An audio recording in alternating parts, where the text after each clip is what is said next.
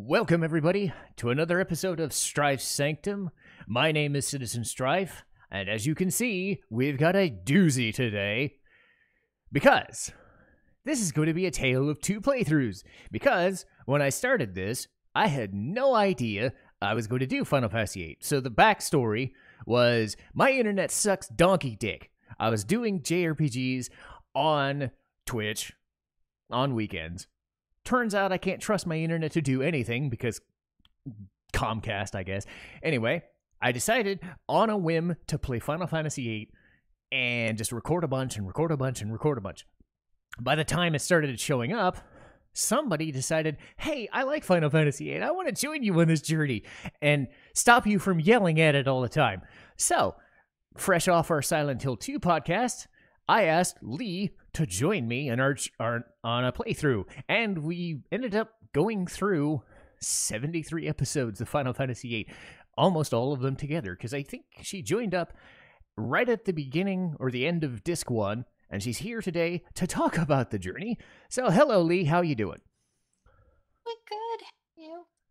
I'm doing very well. I have water because I'm probably going to need it because this is going to be long. But yeah, I joined you at the very, very end of this one. Yes. So for those unaware, I was trying to do shorter episodes and, because Phoenix Wright was taking 30 to 40 minutes on some of the testimonies, if not an hour. And I was that like, kind of didn't happen. yeah. And I was like, I want something shorter. So going forward, playthroughs are going to be a longer playthrough of like 50, 60, 70 hours, or in the case of Persona, hundreds of hours. Or Xenoblade 2, but the shorter 20, 30, 40 hour stuff, and now that we have a ton of subscribers, thank you very much, viewers, by the way, subscribers on this channel, subscribers on my main channel, a lot of them from Final Fantasy VIII, thank you very much.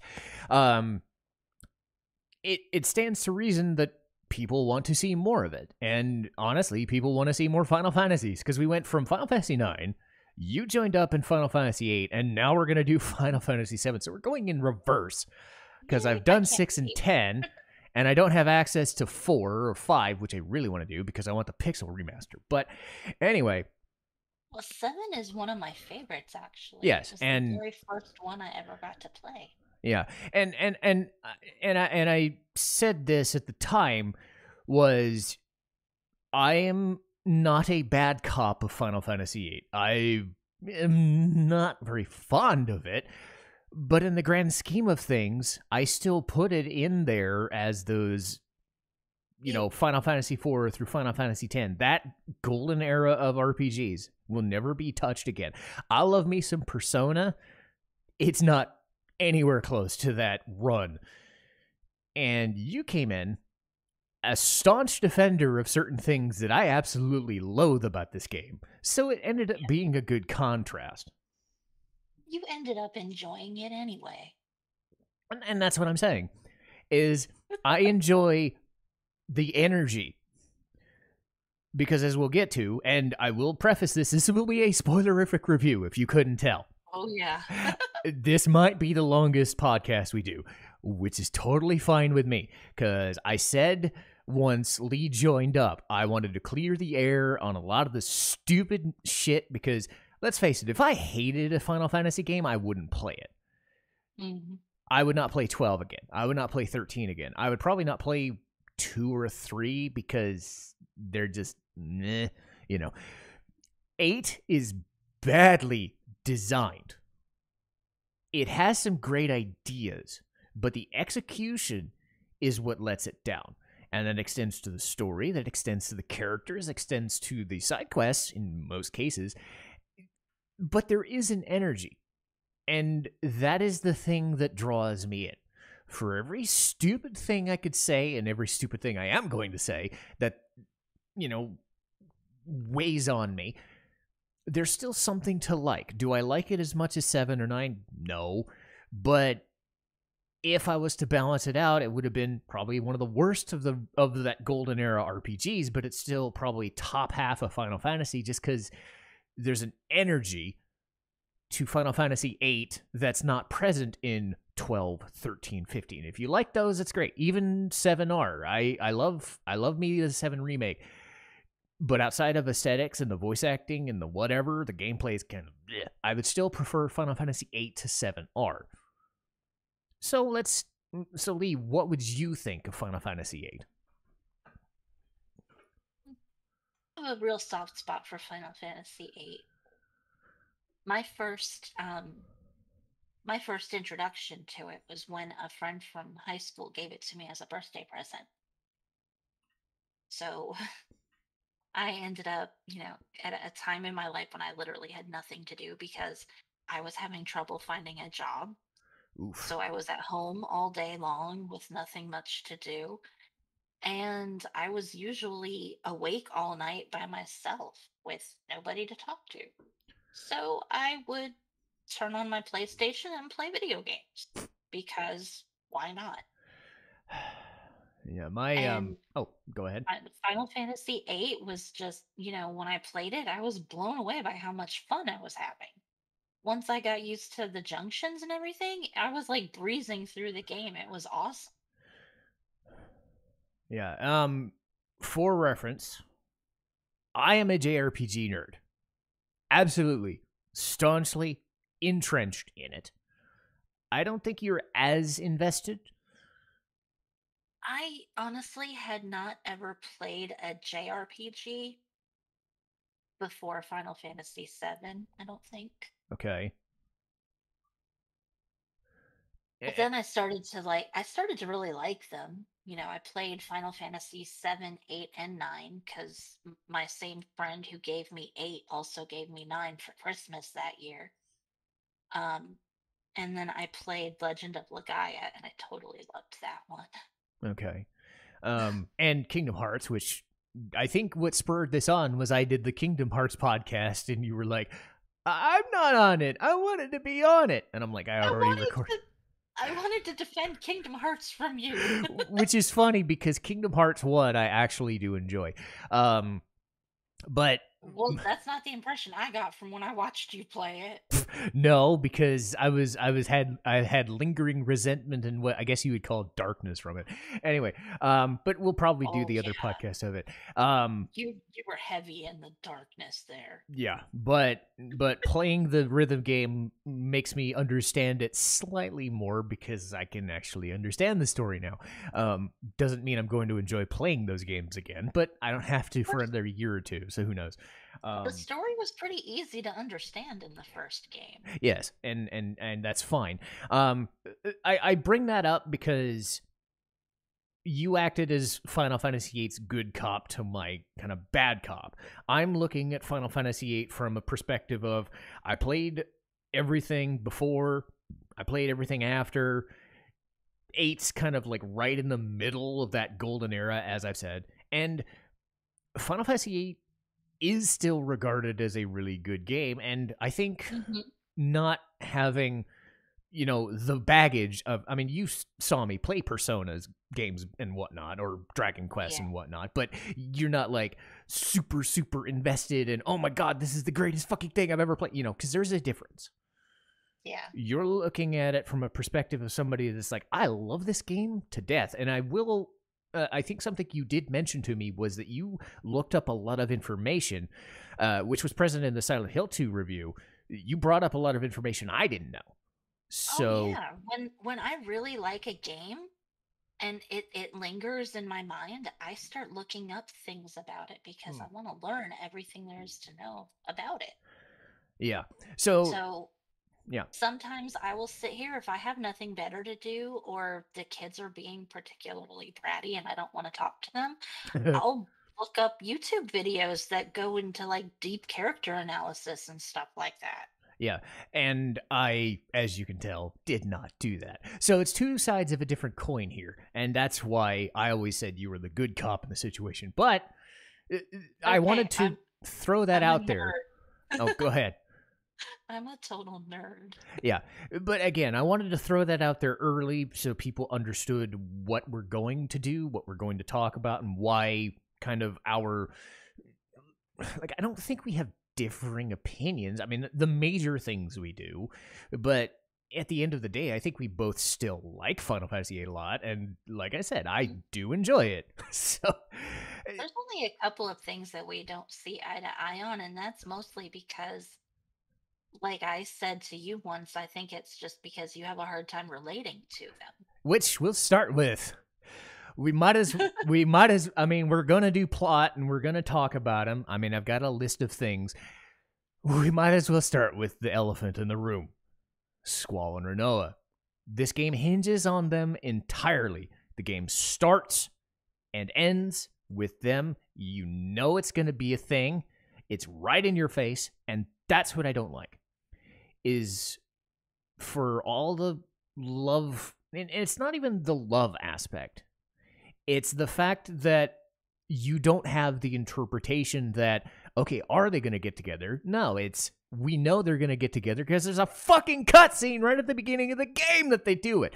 So they're focusing on love as a concept, but it's in your face. But they don't outright say it. I mean, just because they hug doesn't mean they're going to end up together. No, but Tidus and Yuna hugged, but we never actually knew they'd be together. I think it's the like breadcrumb analogy versus This is why I said you can't sit there and take something from the past and hold it up to a present standard. I suppose. Because, you know, when Squall and Renoa were first conceived of, Tidus and Yuna weren't even a thing.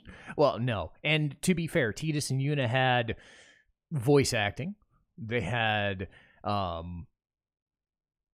the fish out of water story, and we had Tidus as a stupid jock who does like girls, you know, because he's stupid and tried to hit on those blitzball fans in the front row, and he did that stupid pose. So Tidus was a bit of a perv anyway, so he'd fall for somebody if they were halfway decently looking. Squall, no. It wasn't that Squall didn't like girls. He was just trying to keep everybody at arm's length because he didn't want to get close to anybody and risk them abandoning him the way he felt abandoned by his big sister figure being taken away from him. Yeah. And for reference, if people haven't played the game, it is, one of my criticisms was they didn't explain the Eleni Squall thing until the Laguna segment where they actually met up. But they did end up coming around to explaining a lot of the things that, you know, so my criticism of they don't explain a damn thing, they waited until the proper moment to explain it. So I am kind of like reeling back on my hatred of that. It was a storytelling method of show, don't tell until necessary. I'm a very, like, you have to tell me and show me a thing. But if you show me too much of a thing, I don't know if that came across. But as you were saying, you understood that Squall was this abandoned guy. And that was something I heard on Reddit, was Squall was an abandoned child. He was. I mean, he didn't know either of his parents because his mother died giving birth to him. Yeah. And instead of helping raise him and his big sister Eleni, I mean, she wasn't really his big sister, but Yeah. she was as good as. Instead of the town that they were born in pitching in and trying to help raise them, they got shunted off to an orphanage. Off on a different continent, which is even worse. Yeah. And, you know, Laguna, he went to this orphanage looking for Eleni, but he didn't even know about Squall. Yeah, because that's a thing. It's like, did Rain know that Laguna didn't know that she had a child? Because that's even worse. I love Laguna, but that's like I like Eleni and everything, but I wonder if he ever knew. I think that he might have known, but he thought that he would be able to be back and actually be with her by the time she had the baby. Ugh. Yeah, because you know, there's that part when they're on the Ragnarok together where he talks about how after the mission is over, he wants to have a talk with Squall and tell him something. Yeah, and it is a weird thing because at the end of the game we have Laguna and Rain together, so it's not like Laguna and Rain didn't like each other. It's like, holy shit, no, like Squall exists because of them. It's like So They got married. That's why her tombstone has his last name on it. yeah, so again, it was one of those things that you have to pick up on, and me being the stupid blockheaded fuck, I need everything told to me right in my face. Which is going to be a tone for this whole discussion. Renoa, it's like weird cross, like Laguna liked Julia, but Julia didn't, because they got Julia cock didn't. blocked in the thing, and Yeah. that was such a good scene. But I'll talk about Laguna later. You know, And one of the fan theories about that is that General Caraway noticed how much Julia liked Laguna and sent him and his troop off to another continent in the war just so that he'd be able to move in on Julia. I could believe that. Yeah, Caraway is a dick. Yes, and then he has the gall after he takes my fucking Ifrit card to say, "Take care of Renoa, please." I'm like, well, I'll take her Well, yeah, card and then take care of her. So shut the fuck up and leave. and I can't give you back your card because I lost it to my best friend already. Yeah, so we have to wait another whole disc to get it back. It's like, great. So yes, Like you're such a dipstick. yes, because Julia and Laguna were, sort of together because Laguna Mhm. had the hots for her. So She they, had the hots for him too. yeah, which I mean, to be fair, he is a charismatic dork, if nothing else. I mean, Um, if you listen to the actual lyrics to Eyes on Me, she's literally talking about how she noticed him looking at her all the time, but he was completely unaware of the fact that she was looking at him too. yeah, so Renoa is General Caraway and Julia's child. Mhm. However, the weird events of that situation, because he's a high ranking general, you told me that makes her sort of sheltered, and it does come across.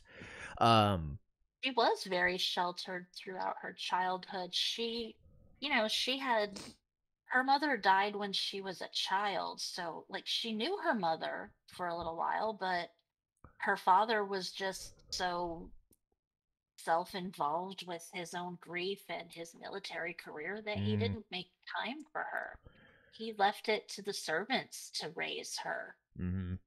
and she ended up resenting him because he wouldn't have any involvement in her life, except for the fact that he was exerting control over it. Like he would give her demands and things, and there were things that she was obligated to do because of being his daughter, like being the little pretty face at parties and greeting his guests and being the perfect little mini hostess and things like that. But he didn't give a shit about her well-being. He just was too wrapped up in his own grief over losing his wife Mm. and too busy with his military career to give a shit about how she was feeling. So she started rebelling. Yeah, and I don't, because I'm trying to, I'm not, I'm trying to find a way to phrase this, so don't take this one way. Um, is it a possibility that because I never grew up being that abandoned kid like Squall, or that sheltered like Renoa, or say in your case, you deal with kids on a daily basis? My interpretation of kids is I see them at Lego, right? So I have Oh, no kids. I don't talk to kids. I don't interact with kids. I don't give a shit about kids. That's your kids. That's your thing. That's not you. That's other people's thing, right? That's what you see why I'm struggling to yeah, explain it. I But I see it. do you do you understand that more or less of Squall and Renoa growing up that way because you see that, or is it something that I'm just not seeing because it wasn't told to me to my face? Because that is something I dealt with trying to explain my case. That's why I was saying that in my opinion you have a hard time relating to it because you didn't have any kind of similar life experience to that. I actually did. Mm. And, and My and again, you don't have to get into this if you don't want to. If it's I'm just throwing it out there as a question. I mean, I can identify with Squall's feelings of abandonment because I'm not going to like I don't really want sympathy for this. I'm way over it. But, my father left when I was really little. So I didn't have that much of an attachment to him. And um, my mother liked to just stay off by herself and she didn't always want to interact with everybody. So, I can identify with Squall and Renoa's feelings of abandonment and not wanting, the parents not wanting them around. Okay. And again, I do think that is a thing because Final Fantasy VIII is divisive, and I think it's divisive because of how what I feel is forced. I And don't see what you're seeing because for I all can't that see their it. personalities are so different, his trauma took the form of him being extremely closed off in his own mind. Mm-hmm. I do that shit all the time. I will sit there and literally be completely silent for unless I have to talk to somebody, I Mm-hmm. usually don't. I talk when I have to, but unless the kids are around, I'm usually not talking. So like I know how to be like closed off by myself in my own mind. I spent a lot of my childhood that way, just like Squall did. Mm-hmm. So I can identify with Squall on that because, I had a very similar upbringing. I mean, I wasn't raised in a freaking. Boarding school, but Yeah, or a weird orphanage where we knew each other somehow. Um, And then with Renoa, she didn't feel wanted by anybody, and I didn't have that many friends, so I knew what that was like to be unwanted by anybody. yeah. And for all that their personality types seem to be so opposite of each other, he's withdrawn, she's outgoing and cheerful and stuff.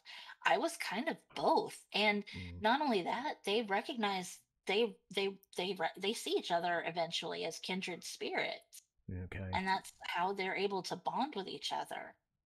She starts to look past his whole gruff exterior and she starts to see the actual vulnerability that he's hiding. And he has been fascinated with her ever since she forced her way up. She made him she forcibly pulled him onto the dance floor. Mm. Something you told me, and something that I always brought up was the Quistis thing, the secret area, and my interpretation of Squall, without knowing this context of opposite attracting and all this, was if you just wanted to fall for somebody, she's right fucking there. She's on to you. She's into you. She wants to be into you.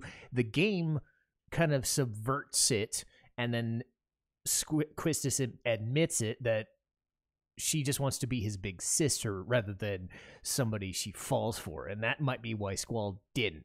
I'm sitting here going, dude, like, you don't have to jump off into space to save a girl. You don't have to jump off the building to go, like, the fucking thing with the Galbadian soldier in the fucking firefight, and he's the only guy who can do the thing. And he, careens and he finds Renoa because Zell told him it was a good idea. Like, He's the only one who actually inspires that kind of behavior in him, though. yeah. So my thought was, you're going to an extreme amount of trouble for one girl. She could be the best girl on the planet, but jumping off a building into a paratrooper's outfit while she's hanging off a cliff. Jumping off into fucking space while she's possessed by some demon witch from the future. This is a bit much, game. And I'm like, Quistis was right fucking there in disc 1. That, I understood it, but I'm just throwing it out there as my side of the story. Yeah, I get it. You're a Quistis worshiper. It's okay. I ended up liking Selfie more the second this playthrough, but yes, my love of Quistis still applies. Selfie is just too fucking adorable not Yes, to like. yes. But again, it's one of those things where, like I said, he was in this mindset of keeping people at arm's length. That includes his instructors. And at that point, she was still his instructor. Yeah, so he couldn't bridge that gap, even though she was trying to tell him, dude, I'm not an instructor anymore. I want to be more than friends. She kind of misunderstood her own feelings there. She thought she had a crush on him, but she really didn't. Yeah. And And it was kind of good that he didn't see the blatant invitation she was giving him, because it would have been a big mistake. and they do actually play on it a couple of times. This is something that only happens if you do certain things.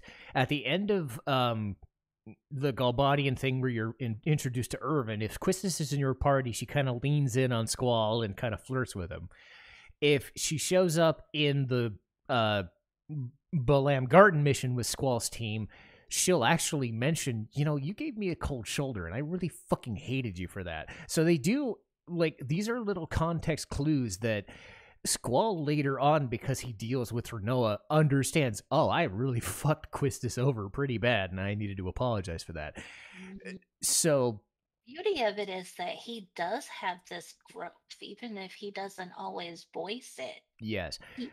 That's why they gave you like access to his internal monologue, so Mm, that you could see, he's not just some asshole who's rude to everybody. yeah. He's really got a lot going on in his mind, and he just doesn't know how to articulate it. Mm-hmm. And to be fair, Renoa notwithstanding, I just find her standoffish because I tend to like more subtle, like, okay, we're kind of both into each other versus, okay, we're opposites and we're attracting like oil and water. So again, that could just be a difference of Yes. opinion. Also, She's also just a very direct person who doesn't believe in beating around the bush. yeah, I will defend her. She did go back to the desert prison and did that on her own. She didn't just fall into space and have someone save her like a dork, which is something Oh I God, held against her a lot, right? So I loved what she said too when she was doing I'll it. She's scratch like, you to death. no, not that part. The whole part where like she was talking about like what if Squall stays there? Like, but nobody told me to escape. Like Yeah. It's like we're still under contract, and I own his uh-huh. contract. I'm contractually obligated to be his girlfriend. It's just so funny. Like her whole monologue there was just fucking Yeah. hilarious. So She has a great personality. She's an upbeat person who mm, she didn't let her childhood bog her down the way Squall's did. mm, Squall kind of let his abandonment get the better of him, yeah. and the lengths he went to. I mean, yeah, he's doing the whole self-preservation thing. He's trying to protect himself from more emotional pain, but she took it in a different direction. Yeah, she felt abandoned by her father after her mother died, but instead of letting that define her, she kind of used, she put on this outwardly cheerful persona. She Mm, became a very outgoing, charming person, and she used all that charm to her advantage. yeah. You're the most handsome guy here. Insert scruffy looking PSX graphics. Um, And I just love that whole "you're going to like me, you're going to like me." how does he Well, learn how to dance in 3 different turns? That seems unfair. I think he was literally just watching everybody on the dance floor. I mean, that is some crazy talent. That is some Taskmaster shit. Um, Yep. yeah. We Hey, talked he's about a seed. yeah we talk about Quistis a little bit. One of the other issues I had with Final Fantasy VIII was the fact that the characters force the relationship onto Squall a little bit too much, rather than Yeah, just they kind of really, yeah. in Fisherman's Horizon, they really do like make the matchmaking very Mm. blatant and obvious. Yeah, she pushed me off the damn cliff. I didn't. I still hold that against her. That But I was did get to so see a naughty motherfucking. magazine. Goddamn Irvin. That was too funny. Yeah. So She sat there giggling over it. yeah. So yes, the other 4 characters, and I will just do rapid fire as to what I felt after playing this. Irvin, stupid. I just don't get him. He's very Quistis, I forgetful. like, but I like a little less because now I understand Renoa a bit more, and Quistis just kind of fell by the wayside because she doesn't really do much, which is kind of disappointing because she has the instructor thing, but she doesn't really add much to the plot. Zell has his moments of not being stupid, but God, he is fucking dumb, and emotional.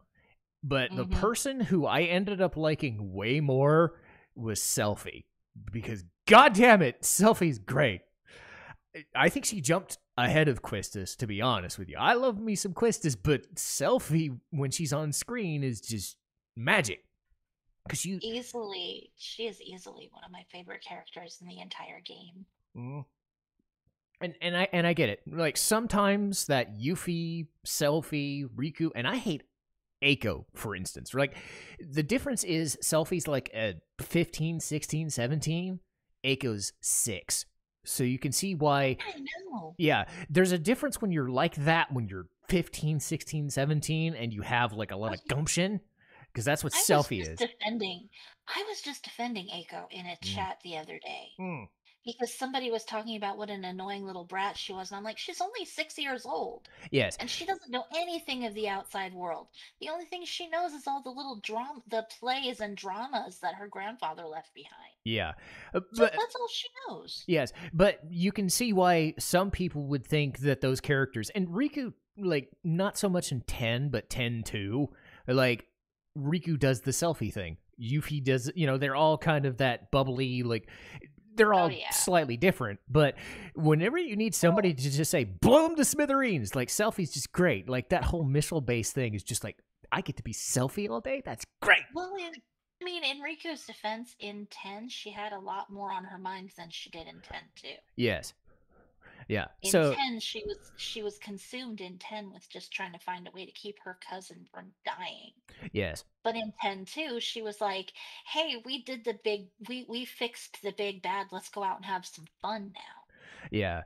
And that's again the thing that does detract from 8 is the secondary cast does kind of get a few things, but they don't really, like, Squall and Renoa do all the heavy lifting, right? Yeah. At most, you'll see, like, Zell meeting with his family and helping in Balam because it's his hometown, but Quistis gets the beginning of the game and she gets Freyed, basically, and it's like, Selfie there's actually a side quest with Zell that a lot of people miss just because of how much they don't like his personality. Oh, yeah, you told me about this one.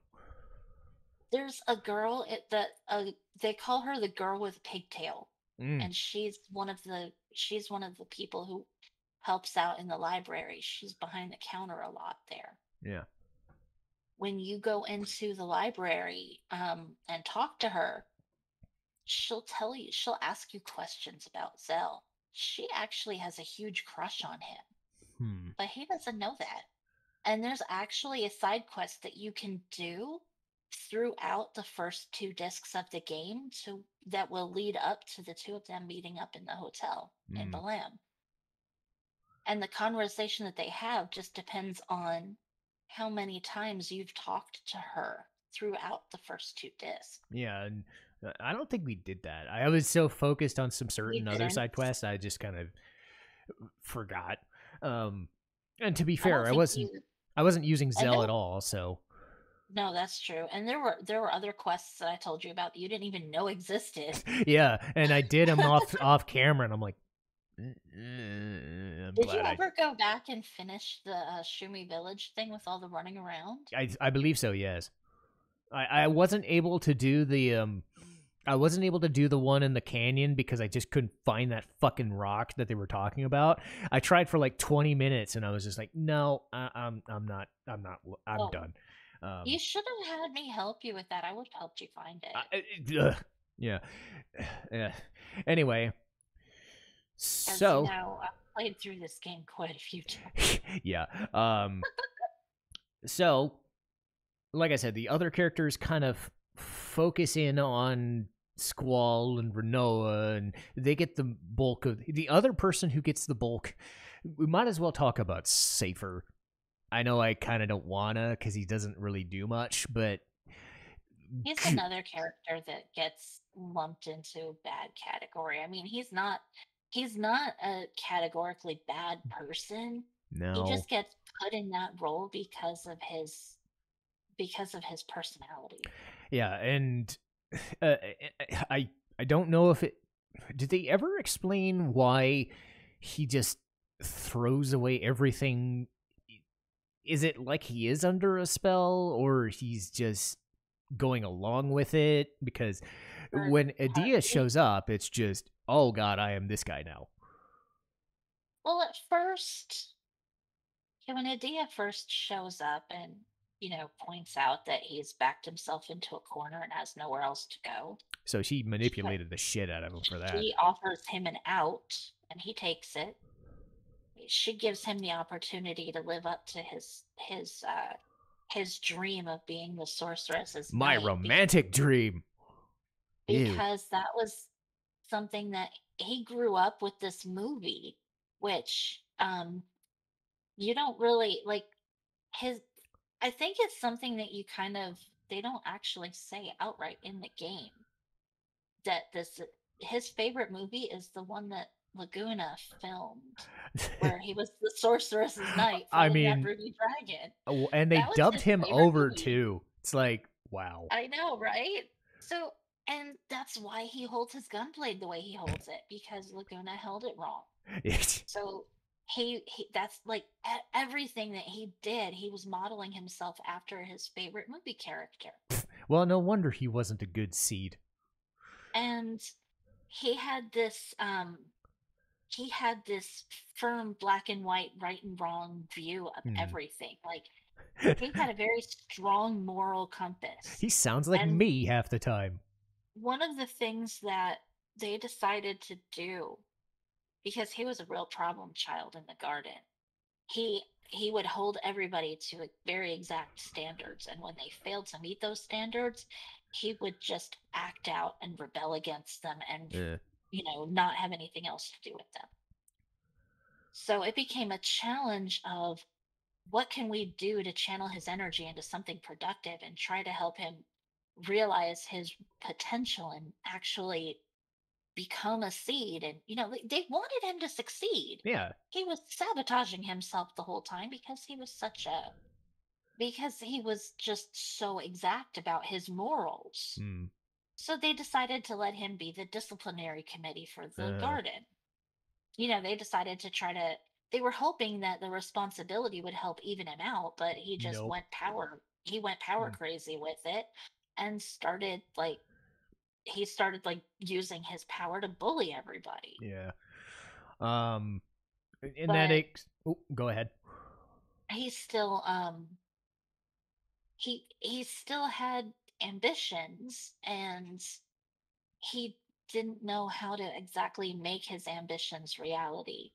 So when he starts, when Adia comes to him and offers him the chance to be her knight, he gladly takes it at first, but then he realizes that he's being manipulated, but he doesn't see a way out.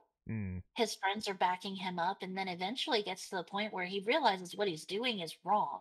He just can't stop, because he thinks he's reached the point of no return, where no matter what he does, he can't go back. Yeah. He thinks that he's like dug himself too far down into the hole, and there's no coming back out of it. So he may as well just keep doing what the sorceress wants of him, so that he can at least go out on his own terms.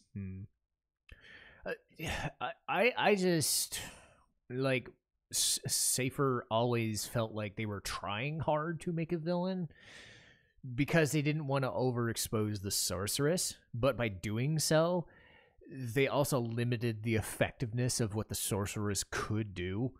So part of it was the fact that he had this deep-seated rivalry in his head with Squall. Yeah. When they were growing up in the orphanage, he saw how much attention Squall got from everybody, and he wanted that attention for himself. He just didn't know how to get it in a good way. No. So whenever someone failed to pay attention to him, he would act out and pick on whoever was an easy target, which usually turned out to be Zell. Chicken was. Because Zell was a very emotional child and was easy to pick on. Yeah, I get that too. I'm not the type of person that likes to be picked on or had a practical joke taken on, so I'm the Zell type where, like, dude, just leave me the fuck alone. Oh, dude, I was made fun of a lot when I was a kid. I ended up Yeah. like I was an emotional kid like Zell. Yeah. Like there's a little bit about each of them that I end up Yeah. identifying with because I had a lot of their I had some of their different personality aspects at Mm. different times. Like being emotional like Zell or being comfortable closing myself off from everybody like Squall, being super cheerful and trying to be outgoing like Noah. Things like Yeah. that. I can identify with all of them at some point. Yeah. Um, do you think the orphanage thing was done properly, or do you think that my problem was it does come out of nowhere? They try and try and try to justify the GF thing as the reason why, rather than Irvin himself, like, telling us, long ago that, oh god, I know who you guys are. There's like no breadcrumbs of that. Our inclusion was familiar faces. Like, that's it. Like, I felt Yeah, it like came out of nowhere. he saw them, he recognized them all immediately, but they had no idea who he was, and he was hurt, so he kept his mouth shut. He Okay. didn't bother to tell them that he knew all of them because they didn't seem to remember him, Yeah. and he was hurt. Yeah, and Like he remembered them clearly because for him, the time that he spent in the orphanage was some of the best years of his life. yeah, because And his dress for, sense sure isn't. and for them to not remember him, he felt really deeply hurt about that, even though we can't tell for sure because, he puts up a front. Yeah, yeah. Because again, I do think it comes down to the GF explanation. I do like respect that they tried to come up with an explanation as to why, like, we don't know Yeah, this guy, but it does kind of just seem like they were fishing for an explanation rather than we had the honest. explanation from the beginning and this is why. Yeah, I think that one, honestly, that was one of my few criticisms about the plot was that, you know, I mean, the twist about them all being in the orphanage together was great. Mm. I loved that. I absolutely loved that they were all in an orphanage together.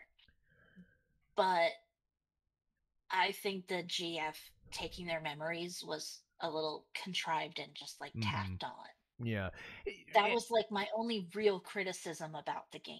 Yeah, my thought was what it ends up doing is it tries to add emotional weight to the sorceress battle, only to have the rug pull and we have more to go.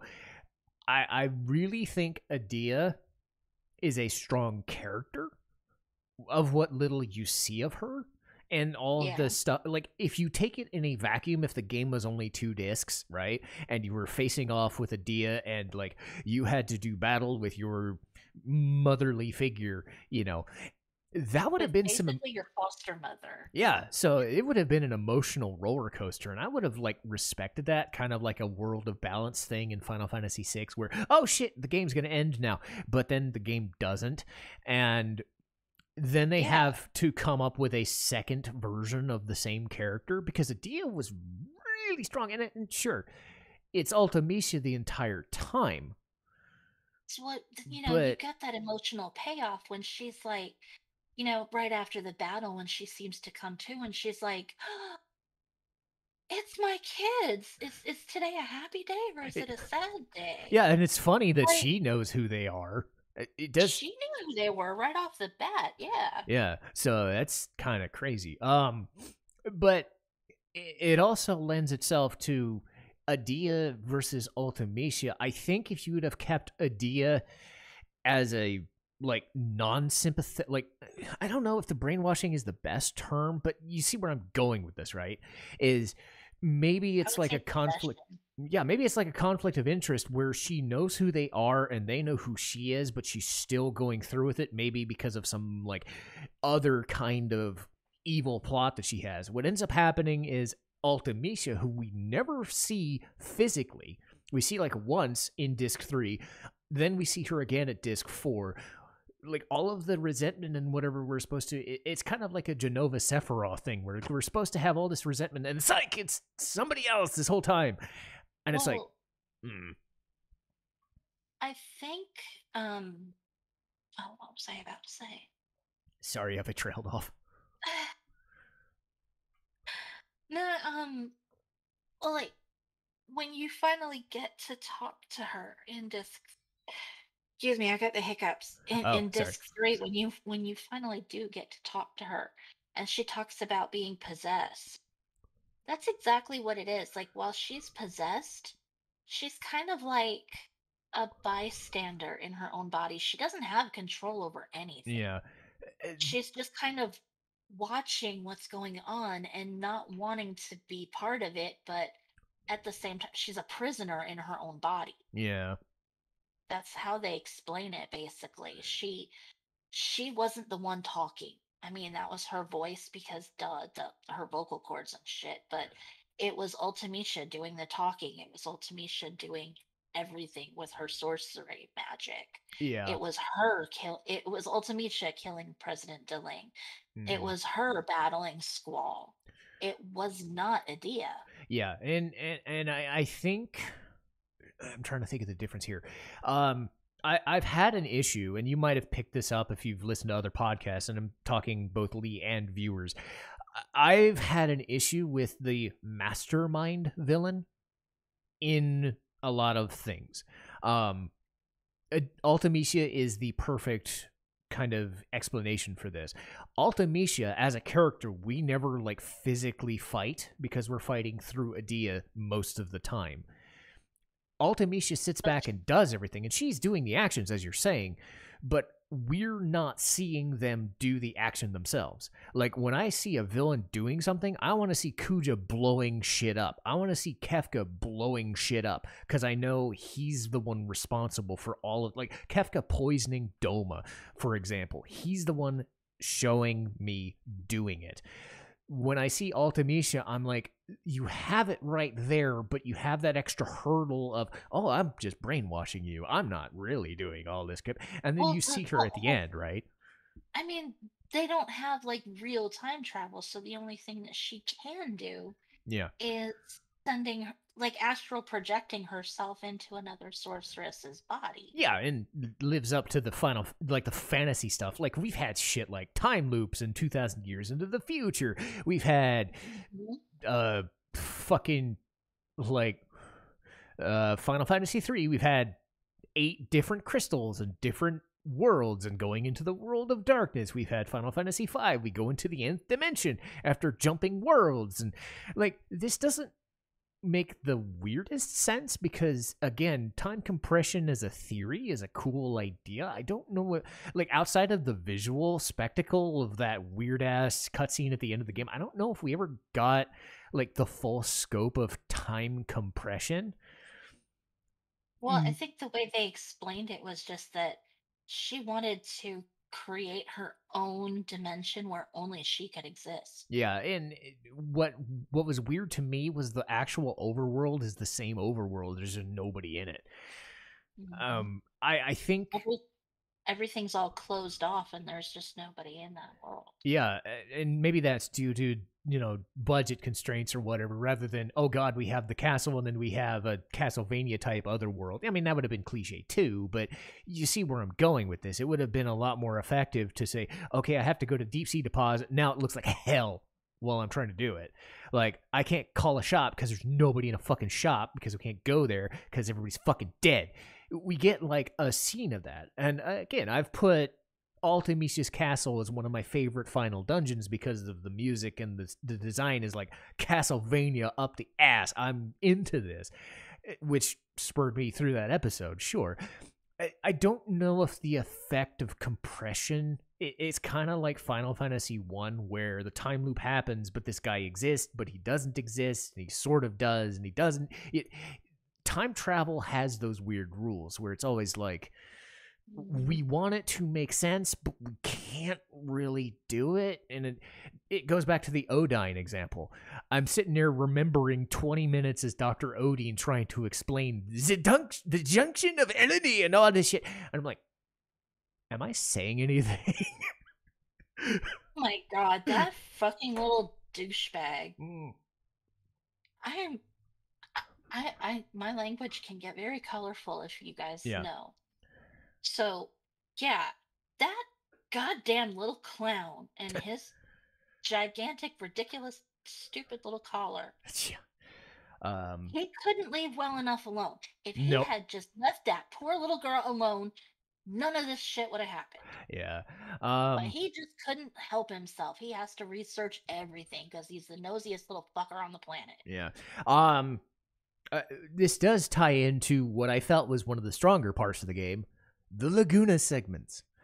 I've had issues Oh, with Squall, but whenever Laguna showed up, I was a happy ass camper because it was so Laguna is good. just the cutest little dork ever.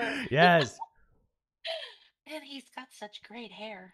Yes, great hair and a weird fascination with leg cramps. Um, but And but he's got your proficiency with words, too. yes, exactly. Um, but again, it's this weird like lovable stupidity. Like, but it's not the stupidity like Zell. It's like this weird like a. And it's not even obliviousness. It's just this blithering stupidity with he knows what he wants to say, but he's just not all He there. has this charm that he's not even aware of. Mm. He's got this innate ability to make people like him. And he's got so much personality. Yeah. And he just doesn't understand that he's an interesting person. He even thinks that he's a dumbass. But he's a really charming person. Yeah. He has no clue And that he has no clue that he's good looking he, and that he's got interesting things to say. and He's got a a he's great got a limit really break. good heart. He's got a really great heart. He's Yeah. very lovable. Yeah. Why do you think Rain kept him around? Maybe she saw his movie and well actually no that happened afterwards, never mind, but Yeah, that happened afterwards. yeah, I but mean, even he's a dork who can't string 3 words together sometimes, but he's a sweet little doofus with a great ass. I didn't say it, Leigh said it, I told but you she's my not language wrong. I told you I get colorful sometimes. Yeah, but again, like Laguna has this fucking like insane limit break. He's the only guy with the smarts to bring a gun other than Irvin, right? And Yeah. so in battle, unbeknownst to whomever, he's hanging off a wire which comes out of thin air, and he's just swinging and shooting, and it's like he just has this it factor. And they even And then like he the caps Shumi it all village, off yeah. by throwing a grenade. Yeah. So the Shumi village even mentioned it. They're like, he has this is just innate thing. We don't know what it's called. And I remember the line because we had the video the other day. It was charisma. Maybe Squall should find some. Yeah. You know, but That's just it. He oozes charisma. yeah. So even though Kiros and Ward, I mean, they might be lower in the totem pole than he is, and that's probably why they follow him, but it's still like under normal circumstances, these guys would not follow this guy. Okay. And yet, Kiros wow. said it better. Like when Kiros tracks him down in Windhill, even Kiros is like, just life is boring without you for entertainment. That's exactly what he said. He had to go track Laguna down because his life sucked without him. That's crazy. So Eleni, sweet kid. She doesn't get a lot after the fact, but those sequences that she does get are emblematic of both Laguna and Squall, and I do think she does have a place. She totally has a place. She is the big sister that she is basically Squall's big sister. I mean, they weren't related by blood. Rain took her in after her own parents died.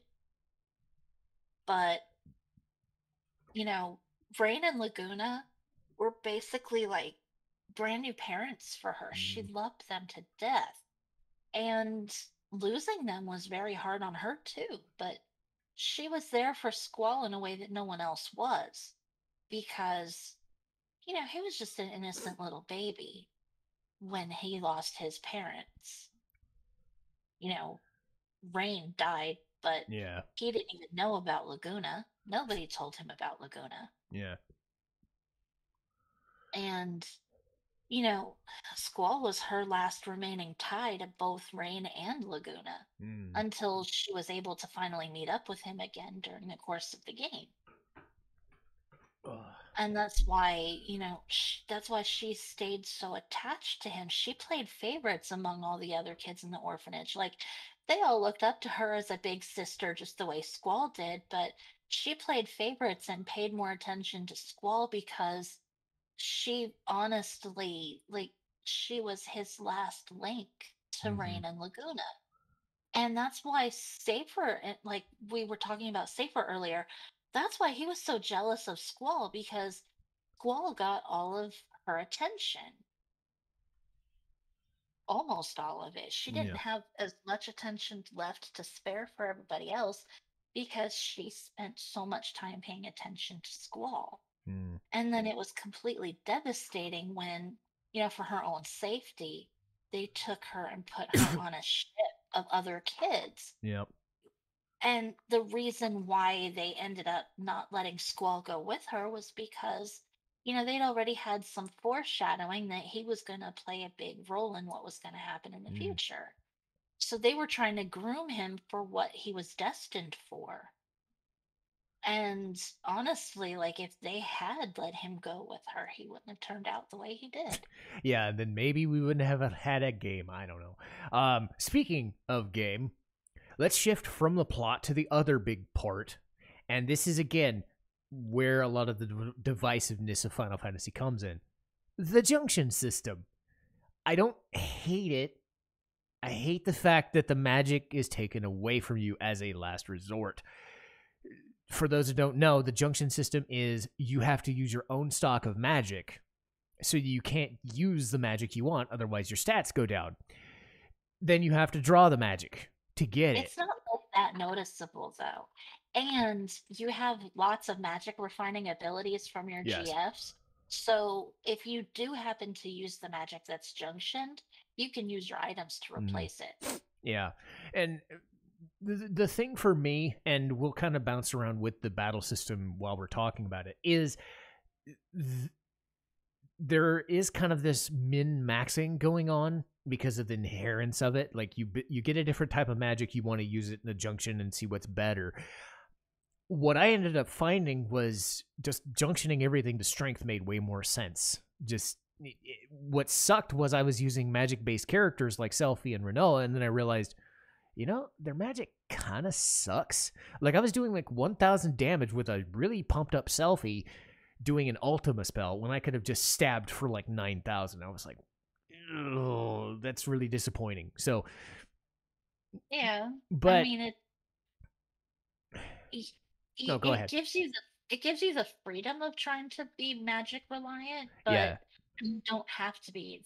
That's the beauty of the junction system, is you can literally focus on whatever stat you want to focus on. Yeah, and the game being I think what it is was they have so much versatility in the system that it's not such a bad thing, and it does add to replayability.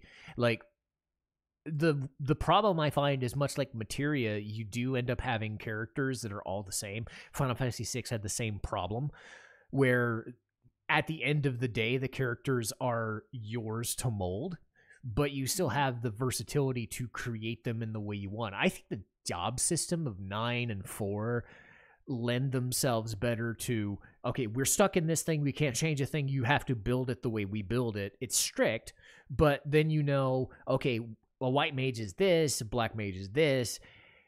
In 6 through 8, you're kind of like, well, why not just use Ultima every fucking turn, right? Because it's the best spell in the game. Or why not just use Squall to stab every fucking second? But, to your point, what if I want to use GFs all the time? What if I just want to summon characters? You can build them that way. I never used character abilities at all. You saw that. I barely used items to begin with. I never used recover, revive, blah, blah, blah, blah, blah, blah, blah. Like, you And you could. totally could have. Yes. Like, those abilities, I think, were created just so you wouldn't have to rely on using your other spells like Kiraga and Full Life and things Yeah. like that. Yeah. And again, I'm coming from the perspective of I've played this, 20, 30 times, and I just default to whatever is the easiest strategy because fuck you, difficulty, I don't care. Which is why I had invincibility on all the time because I don't fucking care. But for somebody who doesn't, like, imagine a first playthrough and you're like, I don't understand this junction system, but I know the job system. And I'm like, I can build this character to be a black mage. I can this person to be a white mage or whatever, and then have the abilities of, because they have all the abilities there. It's like materia in 7. It's like if you want to build a knight or a paladin, you just put cover on, and then you put a lot of HP, and then you put some white spells. I think it's a little extra effort, but I believe what they were trying to go for was that versatility. Yeah. Rather than that strictness of, here's a job, here's all you can do with the job. So I'm partial to the job system. It just streamlines the thing. Maybe you're different. Well, okay, I basically pick my favorite characters based on their personalities. Yep. So like, if I like someone's personality, I'm more likely to want that person in my party. Yes. Regardless of their strengths and weaknesses. So what I'll end up doing is I'll end up like using the junction system to make that character a powerhouse instead of a weakling. Yeah. Like with Selfie, she's one of my favorite characters to use. Yeah. Her one of her strengths is in her limit break. She's got a couple of really great limit break attacks that you can find if you're willing to spend that much time cycling through her slots. Which I did. Yeah. Yeah. But on the other hand, you can sit there and totally use you can give her the right junctions and make her completely impervious to elemental damage. Yeah. To where she absorbs it, so that whenever an enemy tries to hit her with some kind of elemental attack, she gets healed instead of taking damage. Yeah. You can junction something to her strength and make her a powerhouse with attacks. And you can junction something to her magic and make her a really good spellcaster, too. Yeah. Yeah. What I think I noticed using Renoa and Selfie was the versatility at play. They weren't like, say you just want pure damage. If in a perfect world you're doing pure damage, you do Squall, Irvin, Zell. That's it. Like, their limit breaks are multi-attack. You junction to attack. You just play that way. But it can be boring. And I do think what Renoa and Selfie did was kind of a safety valve, where I had full cure at my disposal whenever I wanted it. I had Invincible Moon whenever I wanted it, or I could chuck a Holy War, or just kill things outright. Not saying you can't die. I died to the Red Dragon because that breath attack is like 8k damage even at high vitality, but it's like outside of Marlboro, it's like I'm not fearing anything, right? But you could have made Ruby Dragon weak. Yes. And again, the level down thing. Yeah, Tunberry has that amazing level up and level down thing. Yeah. So if you find an enemy is just giving you too hard a time, you can level it down. Yeah. And again, if you're stuck in a way of doing things, experimentation does kind of take a lot of time. And to be fair, the way I was trying to present the game, if I was on a stream, would be different than, okay, we've got 20 or 30 minutes to do a video. We can't fuck around with the game system all that much unless I'm having time to do so. Which is funny because the only time I had to grind was in between our sessions. And I'm focusing on all the leveling up, and I already know what I'm going to do. Like, part of me would want to experiment and just use GFs all the time. But I also know that's not optimal. But dicking around with all the status effects and all the elemental junctions, like figuring out what enemies are weak to what, because I found out some of the characters were like susceptible to instant death. I never knew. Like the Grendel was susceptible to instant death. The T-Rexor was susceptible to instant death. I would not have known that if I didn't, I think you suggested to put that on there. I found that less of the characters that I would hope for were susceptible to instant death, but it still was like, I'm killing them outright. It doesn't matter.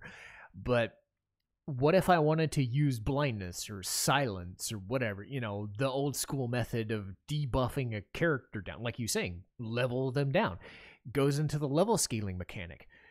Do you keep them lower level so that they're easier enemies, or do you power level? Because I had all the high weapons. I had all the high skills. Like, Ultimecia was a fucking joke, even at level 100. But it could have been any different way if she was level 25 or 30. So, I don't know. Yeah, it could have been a whole lot easier. Yeah, I mean, do you like the enemy scaling idea, or... Honestly, I don't. Okay. I mean, the enemy scaling was one of those things where I ended up avoiding a lot of fights just because I didn't want my characters to level up. And the way that they did the experience, it was 1,000 experience points to level up no matter what. Yeah. So as soon as you reached 1,000 experience points, you were leveling up again. And some of those enemies were giving you thousands of experience. So you were getting levels like out the ass just doing one little fight. Yeah. So it got to the point where I was just like, you know what, Tunberry, you are my new best friend. Yeah, and then you find out you can't kill him with Degenerator like you can everything else. And by the way, speaking of Degenerator, might as well mention Limit Breaks this time. We haven't shown it yet, but there's an episode later by the time we're recording this. I did not know that an enemy used Degenerator on me. I forgot to junction stuff to Kyros and Ward, and Laguna was the only person in the battle. Laguna was there, he gets degenerated. Kyros gets degenerated. Ward dies. Phoenix revives him somehow. And then I had just enough HP to kill the thing outright, and I survived, and I was like, how the fuck did that happen? I've never seen anything like that outside of maybe a playthrough of Final Fantasy VI, where I almost died to Kefka, but I had one shot to go.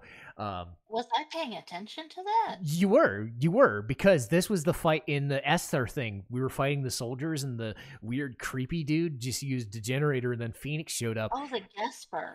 Yeah, and the Phoenix showed up at the last possible second because it was the only time he did, and I'm like, no fucking way. Yeah, why do you think it's so recommended that you get that thing's object? I think it's called a black hole. Yeah. And to be fair, when I use Quistis, like, that is my main limit break. When I use her is just go to the islands closest to heaven and hell and just use the generator, and it's like, done, bye. And the only thing that I ever used to do on the islands closest to heaven and hell is the draw points. If I went looking for enemies at all, it was to draw magic from and not to kill. Yeah. And I would do something like I'd put them to sleep, or like whatever enemies were susceptible to sleep, I would put them to sleep. I would silence them. I'd confuse them. Yeah.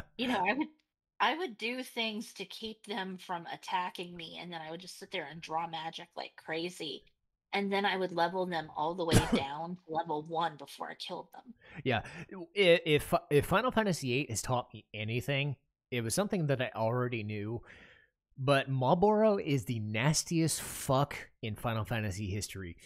More so than Tonberry, more so than Behemoth, as nasty as they are. Malboro, when they proc him to just be a dick, like, even if you have the enemies at island closest to heaven and hell that can insta-kill you in one shot, like Ruby Dragon or T-Rex or whatever, fuck no.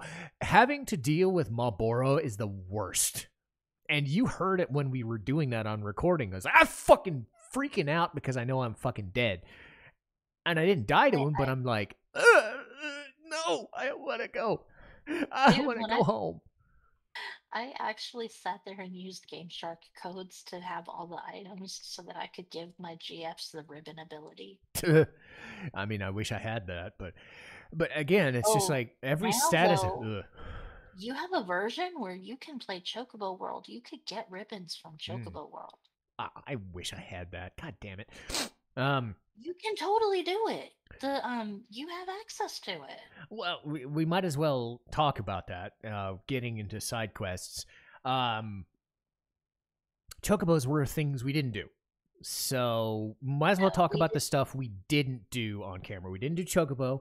We didn't do. I don't think we did the Obel Rocks or Obel Lake because I did that off No, camera. you did that off camera. Yeah, You didn't even stream it to me so that I could help you with it. yeah, I just did it on my own. We Uh-huh. but You you didn't took even know it existed until I told you about it. nope. Shows what I know. But yeah, so about chocobos, they put so much effort into chocobos, and then it's like this is kind of like off the beaten path, right? Because you have the chocobo forest there, but what even is that game? It's kind of like half like puzzle, half Simon Says. It's kind of weird. I don't even remember. But it's so cute. It's basically you have to play this game where you're like each one has a different theme. Like the first one, it's bowling. You have to Oh, get the you have to get the little chicobos, as they're called, to arrange themselves in the way that where they're in a formation of bowling pins, and then have one of them go run through until they all disappear, and you're just left with that little one. hmm, And then as soon as that one is the only one out there, then the mom will show up. yeah. And that's the object of each chocobo forest, is to make it so where there's only one out there by itself, which makes the mom show up. And as soon as the mom shows up, then you can use your whistles to get the mom to find a hidden item for you. And if the mother chocobo finds the hidden items for you, then you don't ever have to play the mini games in there again. Hmm. They basically see you as one of them. Okay. Let's see. And it all leads up to when you find the final chocobo forest. It all the chocobos meet there and they do this little dance, and it's so goddamn adorable. So I'm Oh probably gonna my have to god, YouTube it. it's the cutest fucking thing you've ever seen. Yeah, because don't you get to ride a chocobo after all this? Because I don't think I've Yeah. ever done that. Whenever you do one of the chocobo forests and you find the hidden item with your with your whistles, anytime in the future that you go back into that forest, you can literally just walk up to the chocobo and ride it out. So you can go into a forest that you've completed, you can get a chocobo and ride it around on the world map. Hmm. It can I think the chocobos can run through shallow water. Hmm. So like I don't think they can climb mountains, Huh. but they can, they can run around through the forests. They can basically run around like on the beaches and stuff. I think they can cross shallow water. I'm not positive anymore because it's been so long since I've played Hmm. and ridden a chocobo, but I think they can. Trying to think here. Finding GFs. Um, I think it's nice that like you have the ability to get new GFs as boss fights. It does incentivize drawing. It's Hmm. weird that like the end of the game is like littered with like 5 or 6 different GFs at like all at once, and it's just like here's Tonberry, here's Cactuar, here's whatever, here's the, and it's like it's almost a bit too much. And if for some reason you miss out on getting one of them, you still have an opportunity in Ultimisha's castle to get them. Yeah. Um. So yeah, you Because can draw them in the the bosses. Yeah. bosses, yeah, her minions, the Mm. bosses that you fight in there, you just unlock the draw ability first after that first fight against, I think it's Sphinxar. Yes, I believe that's And it. if you unlock draw first, all the other bosses that you run into all have a GF if you hadn't drawn it from somewhere else. And then I wonder why I went through all the trouble to get to Bahamut and whatever. But it turned out they were easy enough. So it was like, Uh-huh. Because I remember like telling you I was fretting about going to deep sea deposit the entire time, and it ended up being like a joke because we were so high level at the time. I was like, what was I so afraid of? I had Holy Wars. Like, well, yeah, you had Holy Wars. That's why it wasn't so difficult. Yeah, you sacrificed your safer card and had Holy Wars. Yeah. I believe it was Gilgamesh that had it. Oh yeah, whatever, whichever. Yeah, which But one of them? and you also one of the quests that you missed out on was completing your card collection by doing the card queens Yeah, quest. you told me about that, and I was like, nope, I'm done. Basically, all you had to do was lose a card to her, and then go win it back from her kid, and then go to whichever city she told you had the new card that was made based on the one you lost to her. Like if you lost, I think it was Kiros's card to her, it's yeah, then she would have Irvine's card made. And that was the card that Flo in FH was supposed to have. Okay. But she didn't have it until after you started that quest. Yeah, because card to her. And to be fair, I think what I try to tell people with these YouTube playthroughs is that I'm not trying to 100% them. I like on occasion I will, like East 8 I did, but I'm not trying to do every super boss. I'm not trying to do every single, because you probably felt that by the end of that recording I was like, I just want to get this shit done. We're near the end.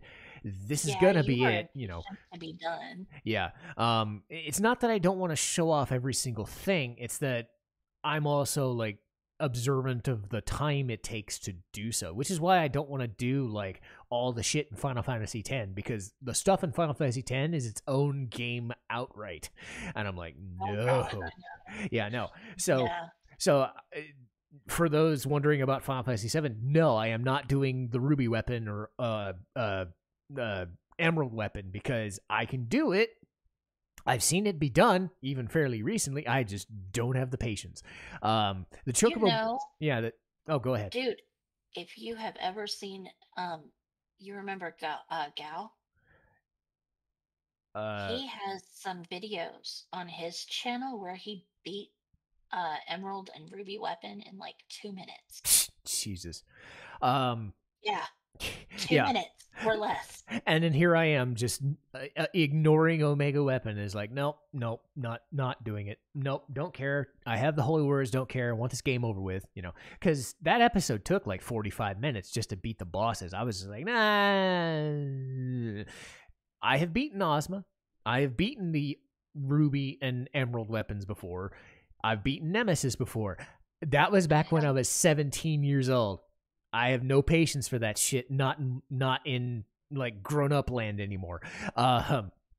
So bear that in mind. I'm not trying to be a completionist on my channel. I'm doing this because I enjoy these games and I want to show them off to the point that I can be enjoyed. But also, there is that ingrained, I just want to get the shit done and move on sort of vibe. Near the end of disc, like not even when we were playing disc 3, right? But still, it happens. I mean, I'm not trying to say you should 100% the game, but seriously though, not showing off everything there is to show off can sometimes be kind of a cop out. It can be. That is fair. But at the same time, it does lead to, okay, how many more episodes does it take to complete the thing to do that? And besides, I also had to be mindful of your time too, because if it's just me, I'm doing it. If it's you, I always have to be like, okay, but now I'm having you on your schedule spend time to help me. It's kind of like, you can see why I'm even more mindful of not having an episode take an hour and a half, you know. Barring the fact, oh, it's the finale, we have to go an hour and a half, you know, that sort of thing. But yeah, that kind of, I get it. But, you know. But still, like, even if you don't, like, complete it, you could still, like, just show it. Fair. What did you think of Odin trying to be in every single fight? Oh, geez, Odin cracks me up. Like, sometimes I would actually hold off on getting him just because he irritated me. But yeah, we grabbed Odin. We can't talk side quests and not talk triple triad now, can we? No, we sure can't. I hate Same Plus, I hate random, but I love this fucking game so much. Dude, you know what? You would have had an easier time with all your card quests if you hadn't mixed rules so much.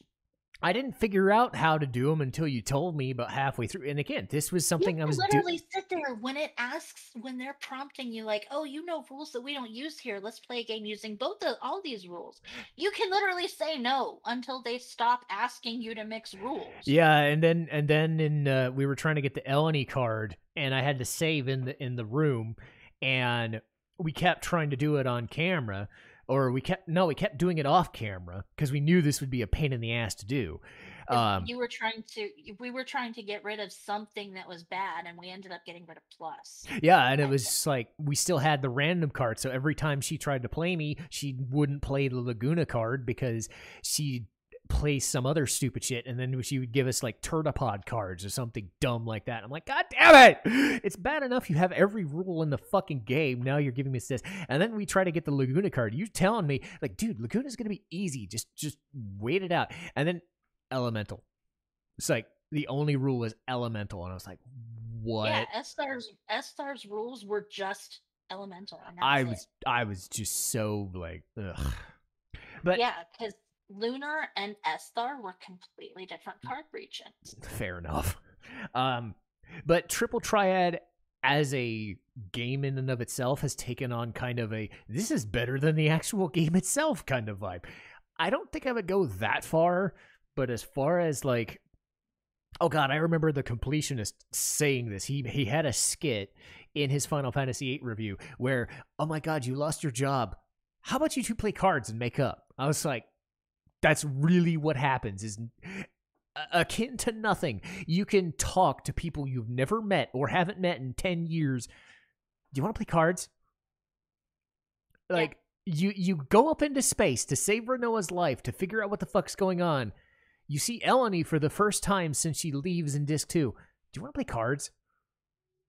Like, literally, her reaction to you card prompting her is, you want to play cards now?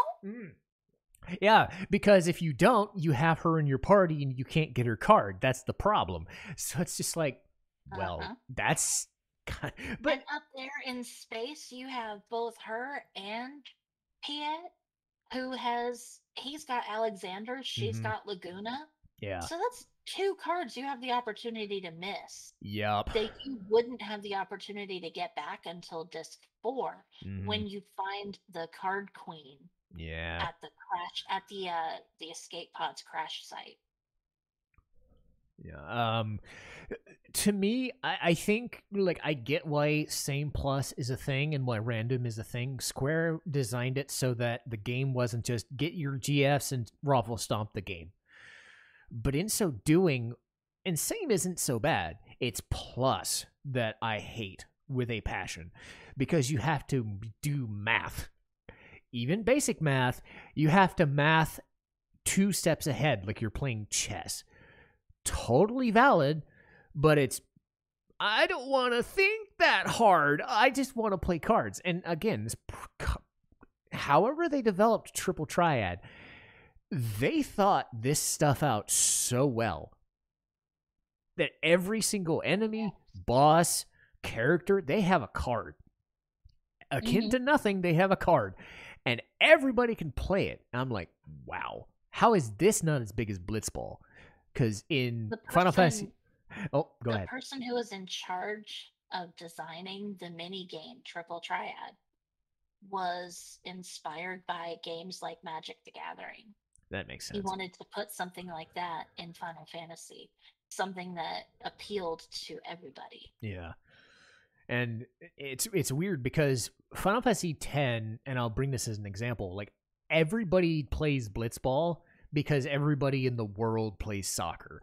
And Yuna goes on and says, Blitzball is really the only entertainment we have. Triple Triad doesn't go that far.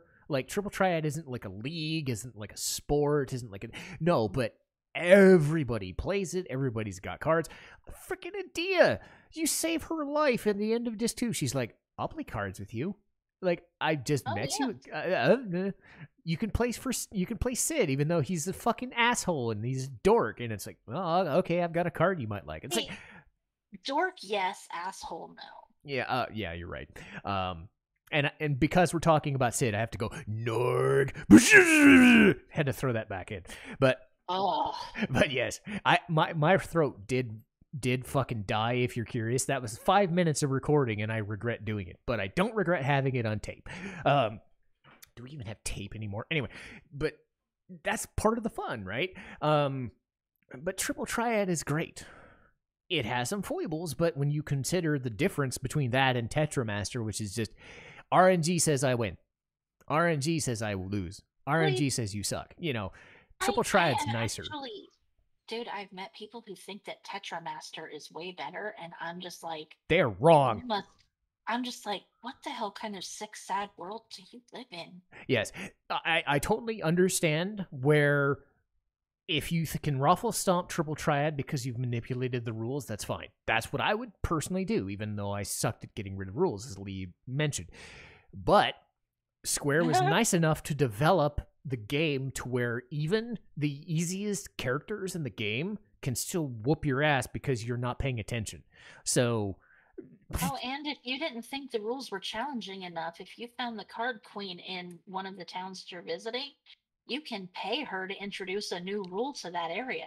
Yeah, so there is so much versatility that, like, I love myself some Blitzball, but it's not that complicated. Triple Triad, for a minigame, has a lot of complex stuff. And it doesn't, like, I think Final Fantasy VIII doesn't do side quests the way Final Fantasy VII did.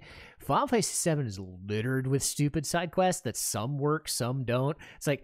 hey, let's just have CPR for a little girl. I'm like, why is that a minigame? Like, why am I playing a game about a Mog in a visual novel? Like, some of them are akin to nothing just because they're ideas. Final Fantasy VIII is like 4 or 5 side quests that don't always add up to mean something, but when they work, my God, do they work. And then you go into the islands closest to heaven and hell, and then you regret your decision. But... what I will say, akin to anything else, I always maintain that the best things about Final Fantasy VIII was its soundtrack, visuals, and sound design, just across the board. Just even to this day, some of the best music that Uematsu's ever done, some of the best visuals because it doesn't look like Lego blocks anymore, and we were playing the remaster, so bear that in mind. We weren't playing the weird shuffly faces look. We were doing... Final Fantasy VIII remastered. They look like actual people, but even in the old school days, they look like people. It was mind-boggling. And I know the way we were playing it, we couldn't just revel in the music, but I was still thinking like, oh my God, this is so good. And then when we're playing it back, we can actually listen to the music. I'm like, yay! I'm in love with the soundtrack. I can't wait until you upload the episode on the Ragnarok with the Eyes on Me playing. I know, and I'll probably get demonetized because that exists. But I don't get demonetized, so it doesn't matter. But, like, during the whole time that we were reading out that scene, which, even though it was on auto scroll, it wasn't moving by so slowly that we couldn't read it. Which I was thankful for.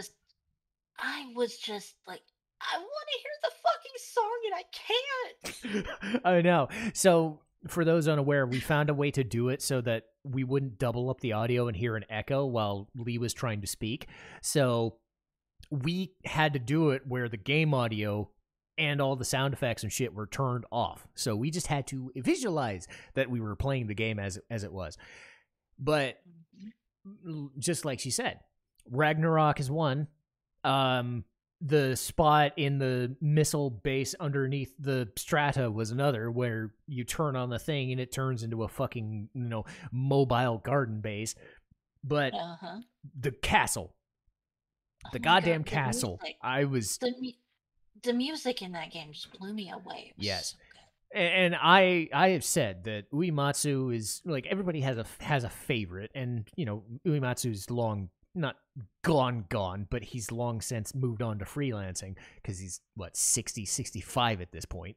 Fair play, but he did 1 through 9 by himself, and 10 he had like the guy who ended up doing 13 and 7R, and then a couple other people, so he kind of like bounced it, but still it's technically his soundtrack. So it's like you're telling me he has this like 10 or 15 year like career of like, oh, pick a soundtrack, it's probably really freaking good. And I'm like, there's only like 2 or 3 times in the entire like, and not even Final Fantasy VIII, I'm just thinking like a couple of songs in Final Fantasy V that are like, I don't like this. And I think while he was doing 10, with his team, Yeah. he actually went and moved to Hawaii to Wow. work on it. That's crazy. Like, that's some fucking dedication. Yeah. They were trying to establish operations in the US, and they had a place set up in Hawaii, and he actually went and moved to Hawaii for like an entire year and something. God. Just to work on the audio for that game. Yeah, and he the thing is that Final Fantasy 9 and 10 were kind of released around like the same year in change, right? So it's almost like a Majora's Mask situation where they had to redo. So he was doing 9 and 10 almost at the same time, which is probably why he had other people doing on 10, but still like, God, that is a lot of fucking work. And the fact that those soundtracks are so good, and again, talking about 8, very militaristic, very futuristic, very heavy. You know, I'm into the heavy stuff, you know, metal, right? And there wasn't it's mostly because of the sounds that they produced were because of the story they were working with. Yes, and to be fair, the characters were very military driven. Yeah, and 7. The problem I have with 7 is the sound chip and whatever, they weren't trying to do orchestral. When 8 hits, when Liberi Fatali hits, you're just like, what is a fucking orchestra doing in my Final Fantasy game?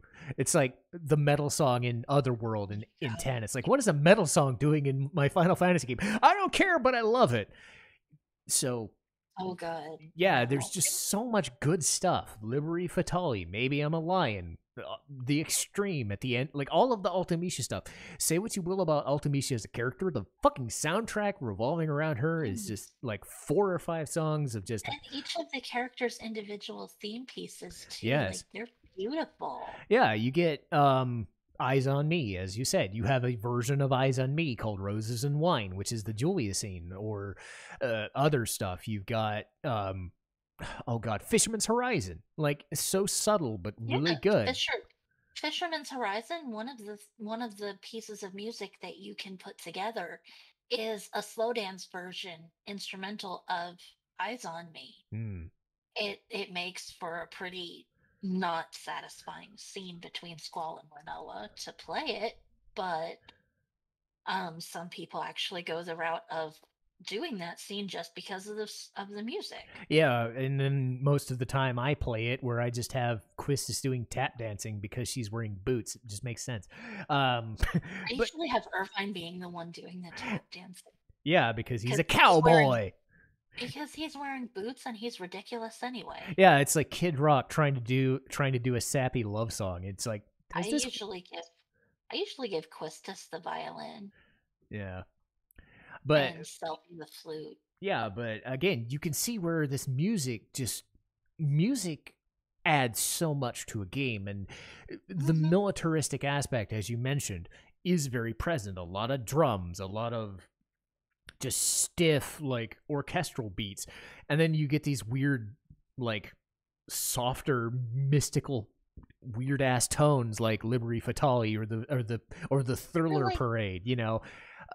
Or like just the lighthearted, calming garden music. Yes. Even that, like the music inside your main garden throughout the beginning of the game, it's really pretty. Yeah, and then Galbadia Garden is like the Turks theme, but way darker, you know. So you can see why I'm gushing about something that even though I've had issues with, say, the plot or some of the gameplay, I'm sitting here just in awe of. We've talked about what 20 different songs just off the cuff, and I'm like, that's not even all of them. I'm just sitting there, Man with a Machine Gun. How do I fucking forget Man with a Machine Gun? Because everybody's gonna mention it if I don't remember it. But yes, awesome theme. And I waited until like the bitter end to talk about Man with a Machine Gun, even though that's the one everybody remembers. But it's like, even that, it's just like, God, so good. Yeah. So yes. And one of the side quests that you forgot to talk about, I remember in one of your videos you had said something like you weren't sure what the purpose of them was, and then I left a comment explaining what the purpose of. Which one? It wasn't the Shumi quest. It was collecting the Timber Maniacs magazine. Oh yeah, it was to help with Selfie's like weird thing in the garden because she has a like catalog garden thing. Because Selfie at one point suggests keeping a diary, like when they start talking about all the memory stuff. Yeah. With the GFs, like what we talked about earlier, how even though that was kind of contrived and stupid. Yeah. They do. I think it's a thing. So however we feel about it, they made it a thing. So she suggests keeping a diary of the important things so that they don't ever forget them. Yeah. And one of the things that you can do, Selfie took she took her page for the garden festival and turned it into this whole adorable flowery like website looking thing. It's got her diary, it's got information about the garden festival, it's got comments section. It's just really cute to look at. And if you read her diary section, she's also got a section about the Timber Maniacs magazines that you guys find in all the different towns you visit. So that's why you impressed upon me to find them all. Yeah, because you get background from them. And then I didn't even look. She will sit there and she has this whole thing that she calls Sir Laguna's page. Oh yeah, I think I do vaguely remember that.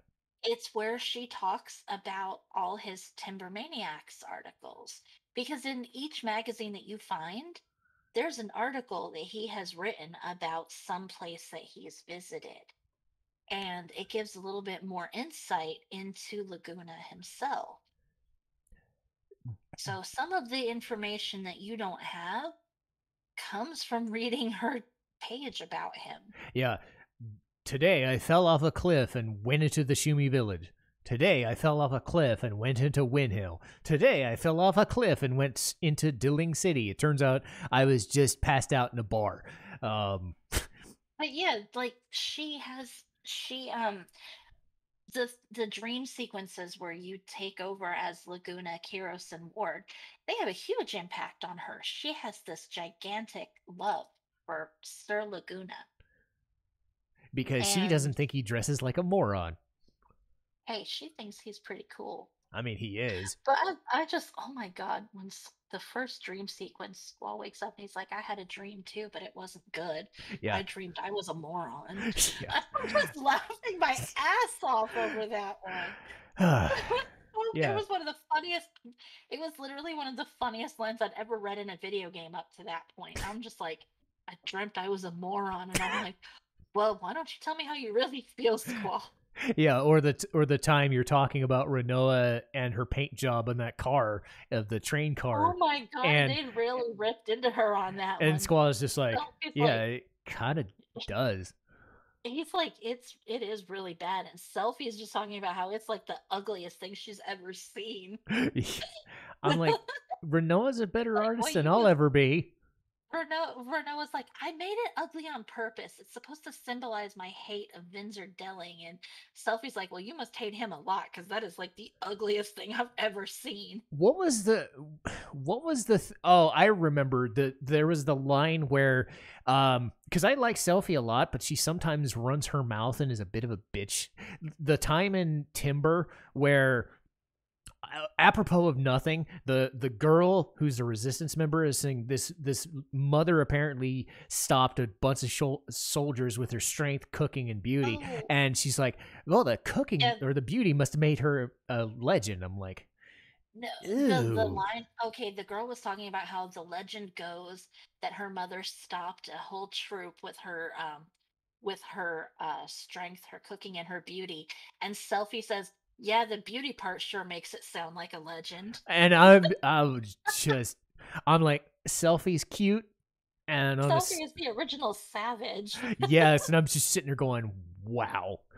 I'm like, Oh my god, she is cute, but she got her savage side yeah, going. and I'm just sitting there going, wow. And I'm like, even though I like her a lot, I'm just like, that is a dick move. That is a burn right there. I'm like, uh, I hope she remembered to bring the burn cream.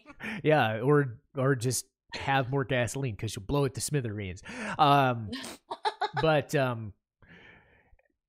thinking back on everything we've talked about, we're getting towards the end here.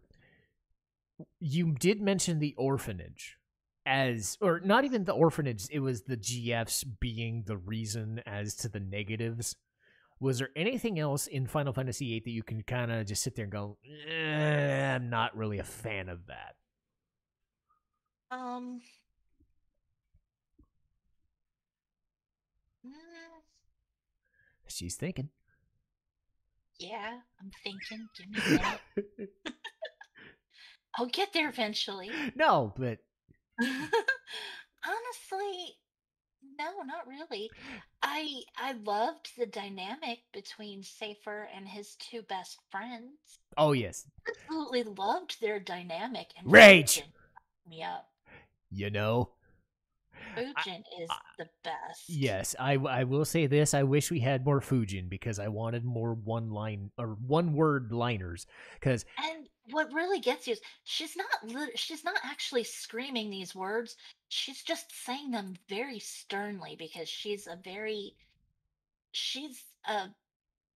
she's not soft spoken, but she's a firm believer in saying everything in as few words as possible. and then she gets the And line. then Then she gets and then her at own the monologue. end and then at the end, yeah, she actually does break her own character and have this moment where she actually just starts talking, and you're like, where the hell did that come I'm from? like, can I just have her in my party? I'll take her.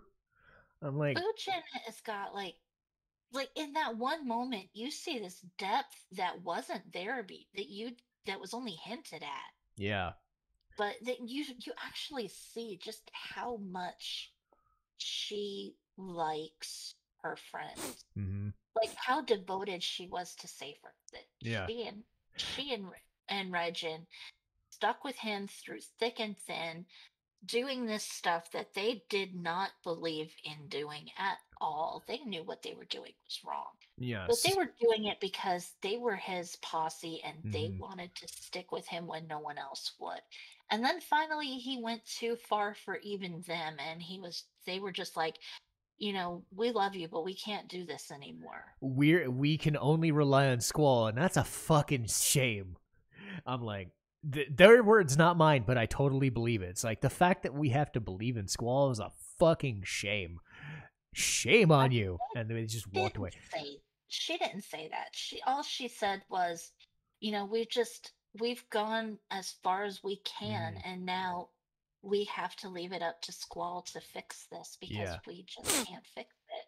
Yeah, so you're saying you would have liked a little bit more. I mean, as good as that scene was, it kind of felt like the one or two scenes we had with them in Balam Hotel and then this one, there's still more they could have done to really explain Was that relationship. way more that, like, oh my god, in the end not even the end, in the beginning, like in the beginning when they're coming back from the field exam and she's like, in her one word way, she's asking him how it went, and he's just like, man, all they did was get in my way. And I'm just, when I did my playthrough, there's actually a clip, someone clipped me saying it. I'm like, fuck you, asshole. All you did was run off and get us in trouble.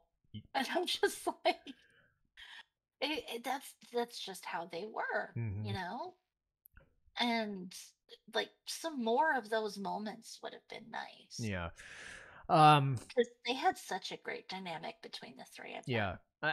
I think for me, and that's where most of my negatives apply, is a lot of the focus is solely on Squall and Renoa, that you don't get you get some, but you don't get a lot of these characters, because Squall, Renoa, and Laguna, to most extent, take the brunt of the gameplay, which is fair. It's storytelling, right? But Yeah. you don't get that attachment for. You don't get to, like, especially with Irvine, he really got the short end of the stick. Yeah, and it's not helped by the fact he's kind of faking his whole shtick anyway. Yeah, he's definitely putting up a front of being this like super cool ladies man and blah blah blah blah blah. Yeah. The lone sharpshooter doing his having to be a tragic figure and so romantic and come on ladies date me, and it's just, oh my god. Yeah, and like a lot of the stuff I have with Squall and Renoa, or the characters, or even the gameplay, is execution based, because there are kernels of good ideas in there. I think like if you're a big believer in exploration and experimentation, like this is a good game to like sink your teeth into and try different playthroughs on. But in the context of trying to min-max to beat the game, you're also like, I don't want to do it because I got a thing that works. But the whole enemy scaling thing is like, well, I don't want to do that because I don't want to over level and make this harder on me, but I also don't want to, because I'm sitting there like, and to me, I don't do random encounters anyway, just because I don't. Like the amount of episodes I did where I didn't fight a damn thing, and Final Fantasy IX's the same way. Final Fantasy VII's totally going to be the same way. I don't hate the battles. I hate the fact that I'm forced into it, and the game even rewards you for not fighting. The enemy scaling thing is weird. I'm like, it's a cool idea, but the execution of every little bit and piece of Final Fantasy VIII is like, I'm right at the edge of loving it, but I veer back because I know it's just not all there. I think like 9 and 10, again, we're comparing things that came 2 games later, but it's still like, to be fair, Final Fantasy VI isn't well put together either. I will wholly admit I love Final Fantasy VI because of the story and the characters, not because of the gameplay, as fun as it is. But about the positives of Final Fantasy VIII, there is a lot. There's a lot. I've said as much. The music and the visuals are amazing. They're just amazing. But it's also like what it could have been versus what it is. And I just wonder what could have been, because they spent a good couple of years building this game, so it's not like they didn't like waste their time. There's a lot of love that put into this game, don't get me wrong. But I wonder, and I don't think that's fair either, to just say what could have been versus what it is. What it is energetic. Far be it from me to say, like, oh my god, the new Final Fantasies don't have energy. They feel like assembly line games on a production line. This feels like we had this thing, like a fucking pot of like a million different ideas, and almost all of them came in. That was something that you don't get anymore, is almost every single idea, they at least put their damned best in. It was a mess, but Triple Triad was a success in most cases. The music and sound design is fantastic, one of the best in the franchise, which is saying a lot, as we talked about. Laguna and Selphie, A+. I love them to death. They are great. And you like Squall and Renoa a lot more than I do, so I would imagine, at some point, like if you pay attention to what's going on in the background, Irvine has got the hugest crush on Selphie. He really does. And one of the things that he's doing throughout the game is trying to make a move on her. And I think it's one of those subtle things where she's into him, but not that into him, but she does get into him. But like, it's really subtle at first. Like after he hits on her that first time in the train, she's like, why is my heart beating so fast? Yeah, so if they made a sequel to this, they'd end up together like Lulu and Waka. I'm like, I guess. I Like, mean, if you notice during the ending movie when he looks like he's flirting with another girl, she gets mad at him. yeah, I was like, you fucking asshole. I'm And she right takes here. and then she takes his hat. Yeah, and I'm like, Selfie's the It's so best, cute. dude. You Holy, just suck. she looked better in his hat than he did. Yeah, so the Oh Selfie my bombing god, it was mission, adorable. or the missile base, like I didn't like all that complaining I did about the desert prison, and I'm sitting here going, just wait, I'll get to the good part of the game. I'll get to the good part of the game. I'm sitting here just going like, I'm in my happy place. And then I'm watching Selfie's interactions and the way you're, doing her character dialogue. It's just like, this is bliss. I love this so much. It's so stupid, but I love it. Because you get that dynamic of Squall's been this way for so long. It's weird having somebody else with this such a bubbly personality blowing things to smithereens. Or, I really tried to convey her bubbliness. yeah, and it works because every time you think something dumb's gonna happen, she's just sitting there going, "Nope, I'm in a happy place. Let's just have fun." But she does get her moments of being, very emotional. The Trabia Garden thing. It's like, Oh yeah. you get to see things about her, the missile base. You're just like, there is a character there that they don't explore, but when they do, because again, not everybody kind of gets that. Quistis kind of gets at the beginning and then kind of just drifts off. Selfie throughout the game kind of gets bits and pieces. Irvine and Zell kind of get bits and pieces. So it's not like they're terrible characters. I just don't think they're fully fleshed out because, One of the funniest scenes ever is if you take Selfie with you into Balam when oh, it's occupied by Rajin, Fujin, and the Galbadian army. Like when Zell finally agrees to let you guys use his room as a resting place because the yeah. inn is completely locked off. It's hilarious when you take Selfie in there with you. She'll like literally, she likes to flop down on beds as you Mm-hmm. saw in Timber. Yeah. So she flops down on his bed and he gets mad at her and she's just like, "You should feel lucky that you've got a cute girl on your bed." Yeah, and it's just like, little does he know that the girl with pigtails does have a crush on him that we never explained because I'm too lazy.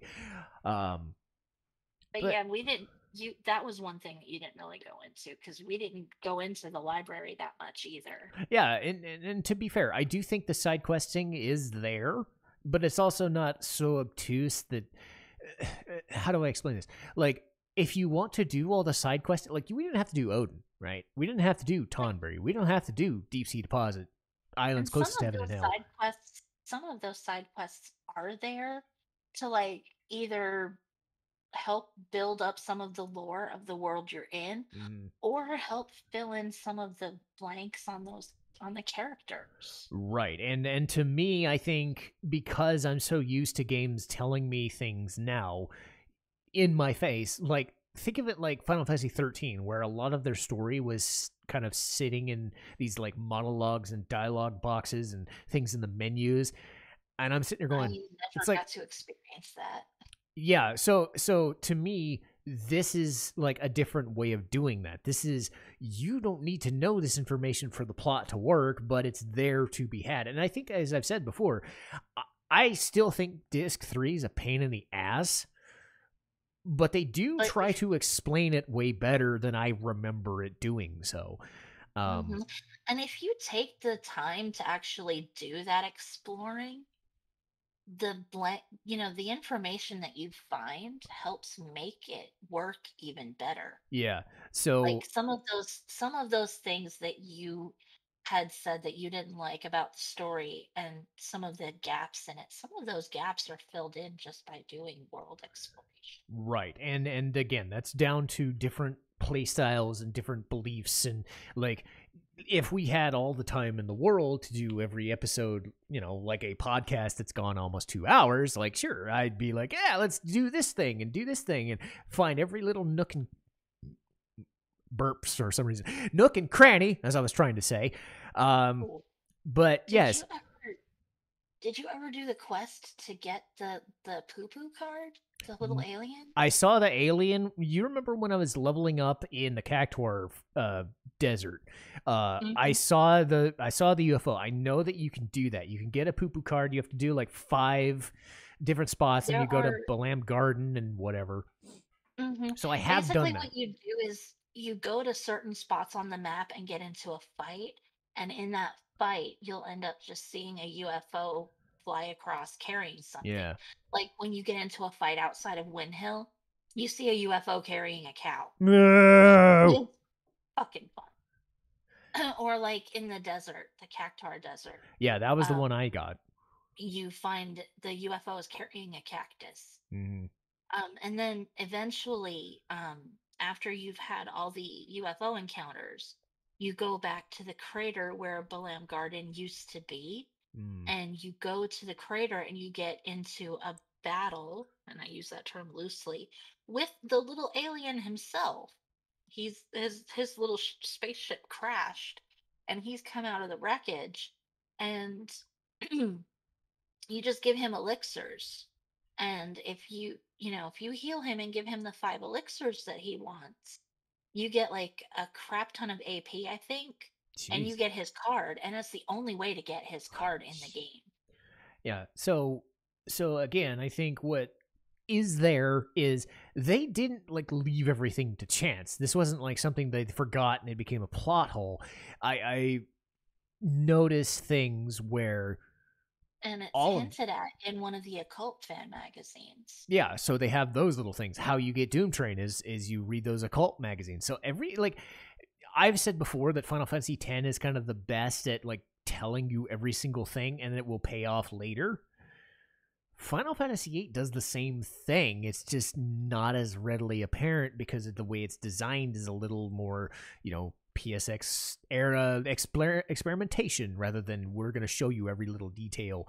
Um, A so lot of it is a lot of it is you have to kind of figure out how to read between the lines. yeah, and and as a way of getting to the end here, I hope that we've shown that there are two sides of this coin. Like Final Fantasy VIII, like 2 was considered really fucking bad and nobody likes it outside of some people that have played it and like it later. Final Fantasy VIII, after Final Fantasy VII was universally successful, Final Fantasy VIII was kind of and even now it's still kind of like I remember a Reddit post. They were doing votes for Final Fantasies like through the entire franchises. What is your favorite Final Fantasy, or what is the best one? Favorite, best being whatever. 6, 7, 9, and 10, far and away. 8 was kind of down halfway. So you see where 8 is kind of like a U curve, like down the bottom, and it's like not the worst, but and that's my interpretation of it. I don't hate Final Fantasy VIII. I see a lot of like energy and enthusiasm for a lot of weird shit that the more I play games now, I'm like, I don't want the weirdness, but I can appreciate the weirdness because it's there. But having somebody to bounce this off of, you know a hell of a lot more about Final Fantasy VIII than I do. You understand the context a lot more, which I hope it comes across and came across when we played this was I don't hate it, but I like it more, but not enough to like have it jump my favorites. But I understand it more now that I've seen your side of the story. And I do think I got that out of doing this. Well, then I think I did my job. But again, you said you've invested tons into this, and Oh yeah. you told me stuff I didn't know. And again, I'm not out there learning every single little nuance. I didn't even know about the Hell, Hawaii even thing you told me about. Um, this morning, hell, I learned something new this morning. yeah, what it was It Renoa, was Nomura, the guy who actually designed Renoa's character concept. Mr. Belts himself. He when he was coming up with her character design, he he had noticed that, they had made all these advances in the PlayStation's FMV technology. And his worry was that everybody would just go overboard making their characters like really stunningly beautiful and then have them Hmm. be like completely shallow and empty personalities. So to try to help combat that, he wanted to make her character design not stunningly beautiful, just more on the Okay. cute side. So he designed her to be cute, but not gorgeous. Okay, so instead of And Julia being a not like Laguna's 10, Renoa is uh-huh, just kind of like she's she's a cute. solid 8. Yeah. I mean, yeah, And I could see that. and like he made notes about what her mannerisms should be, and he got feedback from the women on the team about her outfit and ended up designing a more realistic outfit for her. I mean, Something. And I mean, like, I can't really say that that freaking long trailing sweater vest thing is more realistic, but it's a better choice than what he had originally designed, I think. yeah, I would imagine she would have been in stockings and belts all the way up to it would be those leather. Well, like the women pointed out, it's really hard to fight when you're in a mini skirt. Yeah, and then he ends up designing Lulu somehow. So, what do we know? Oh my god, like really. But Yeah. and then like in the end, like he actually said that the reason why he didn't include her in the lineup for Kingdom Hearts was because he didn't have a clear enough understanding of her personality. And again, Like it's he kind of designed her he designed her character appearance, but he didn't have a real clear understanding of her personality at that point. I mean, that's kind of So weird he because left that's like her out of, but he put references to her in Leon's outfit. yeah, so it's weird because Renoa does still come across as a character. And I Squall himself, his original character design had longer hair. He was actually based on River Phoenix. okay, that's I mean to each their own. I suppose I can. They wanted somebody that was visually appealing and had, mass appeal. Yeah, so they give him a big scar in his face. That's gonna work. Yeah, but he was still, in spite of the scar, he was still very pretty. Yes, he's the most handsome guy here. And like that when they were getting ready to include him in Kingdom Hearts, they went back. Like you notice his hair was longer. Hmm. That's actually part of his original character design was that longer hair. I did not even notice any of that. Shows what I know. They So when they were putting when they were getting ready to put him in Kingdom Hearts, they went back to the original character sketches that Nomura had did for him hmm. that were more based on River Phoenix. Well, and to be fair, he was the lead designer at the time and lead director, as opposed to just Mhm. okay, I'm creating for. Well, at the time that they were doing Final Fantasy VIII, he listened to feedback about making him a little bit less feminine looking and more masculine looking. Giving him shorter hair, giving him slightly tougher clothes, things like that. Leather jacket And with the boa in it. That'll be perfect. hey, I mean, he I had. like the jacket. I'm just making a joke. Oh, I know. If seriously, if his boots had the fur, you could have made the apple bottom jeans boots with the fur joke. It would have been great. Yes, but to be fair, the design of the game is very muted and very grounded. For Final Fantasy, that's an accomplishment. And they For a were they were going for more realistic with their character designs yeah, because he had the capability now to do it. yeah, and that's what Final Fantasy VIII is. For all its weird spacey orphanages and space witches and time compression and weirdness, there is a sense of grounding. There is a Hmm. sense of grounded energy because it is a very militaristic. There is a lot of stuff to be had. There are a lot of character moments to be had. I do think a lot of it gets drowned out because there's a lot of white noise.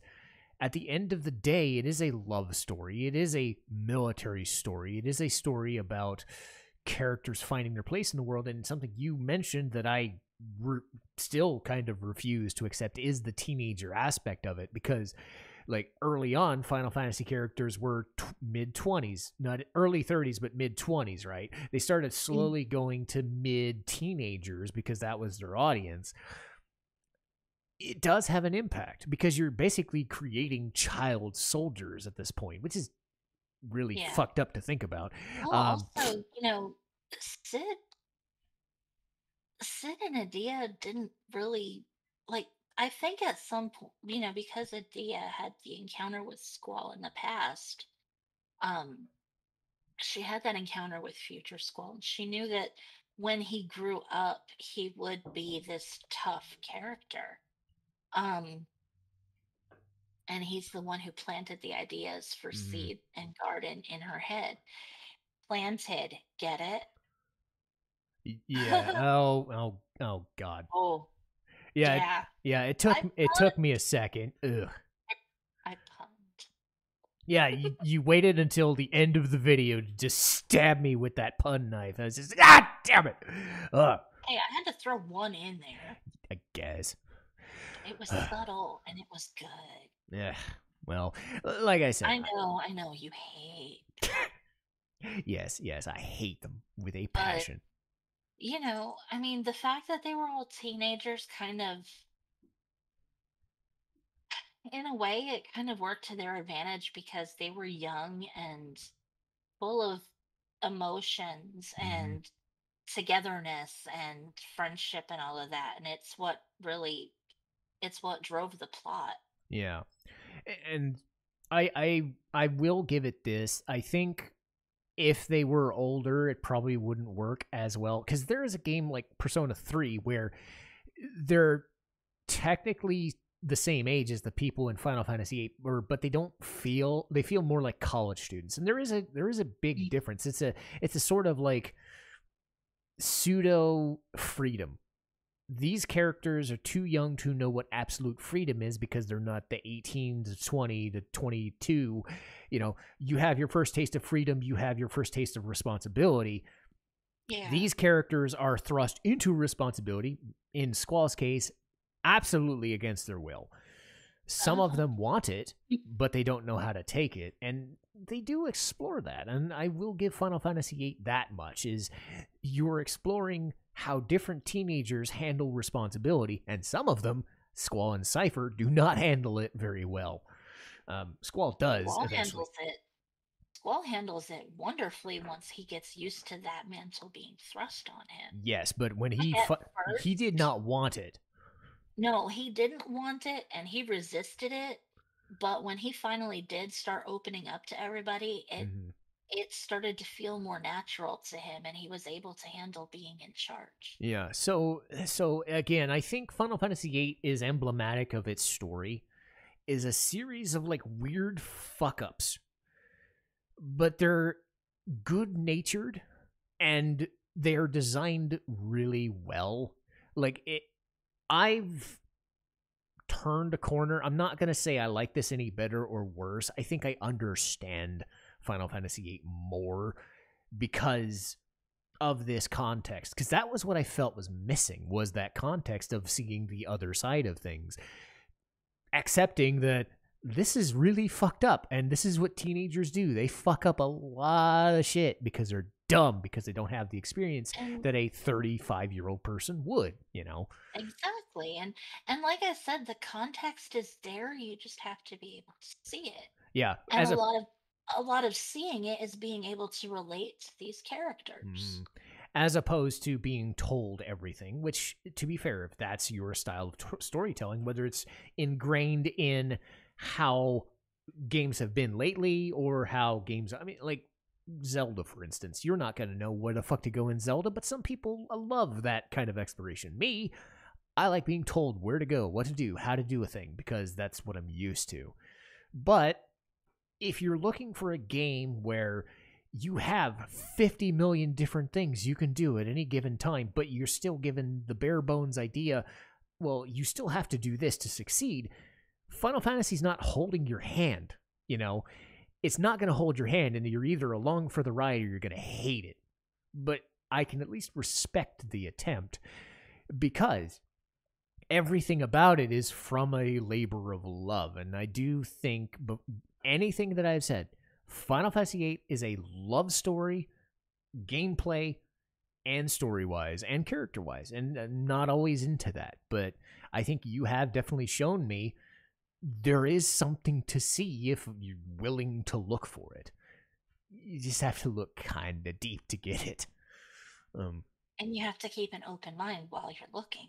Yes, that's important. So yes, as an end here, keep an open mind. If you've never played Final Fantasy, if you've ever seen it for the first time by watching my shit, God forbid, because I don't know why you'd be watching me as opposed to playing it yourself, but still, have an open mind. It may not be the most transcendent experience in the world, but there are people like Leigh out there who do really, really respond to this. There is another streamer who's been playing this very, very recently who feels the same way she does. There are lots of people who feel the same way I do. I think it's just important that, like, Final Fantasy exists in this world where we can like different games in the franchise and not, like, hate them just because they exist. So I love Final Fantasy VIII to a point. I love it a little bit more now that I've played it with somebody else who does love it more than I do. And hopefully, when we do Final Fantasy VII, that'll come across as well. Because, yes, we are doing Final Fantasy VII, and we're probably going to enjoy it a lot, because I love Final Fantasy VII. But God, I love that game. yes, but as a finale, as usual, Leigh, if you'd like to talk about anything you'd like to do. I think you also have not your page, but an Etsy page as well. So you do have a couple of things you can wrap right now. Yes. My fiance and I have an Etsy store called Sigma Den Creations, where he's created some LGBTQ friendly t-shirts that have this really adorable playing card motif, and I'm starting to design earrings for the store. So basically, like, anything that I make will be available on request, because I don't know what you want unless I start, like, I've got some pictures ready for him to post. I'm just waiting for him to post them. And if we start getting orders, I'll make more of them. Like, I've made a few of each one so far, but when we start actually getting orders for them, I'll start making more. But I'll make sure he's got the link. The store page should be linked in the description for this video. And always, I welcome anybody who comes to my Twitch streams when I am able to find the time to stream. My streaming schedule is non-existent right now. It's very erratic, but I do like to work streams in at least once or twice a week as I can, because I do have a slightly chaotic home life. And it takes over sometimes. But I like to stream anything from, I sometimes play the occasional RPG. Sometimes I play survival horror. Lately I've been playing more laid back, open-ended things like Animal Crossing, The Sims, Stardew Valley, things like that. Just things that I can relax to and chill out and chat with everybody while I play. Yes, and you've, thankfully for me, found a lot of time to devote to the Final Fantasy games. And I definitely do appreciate it.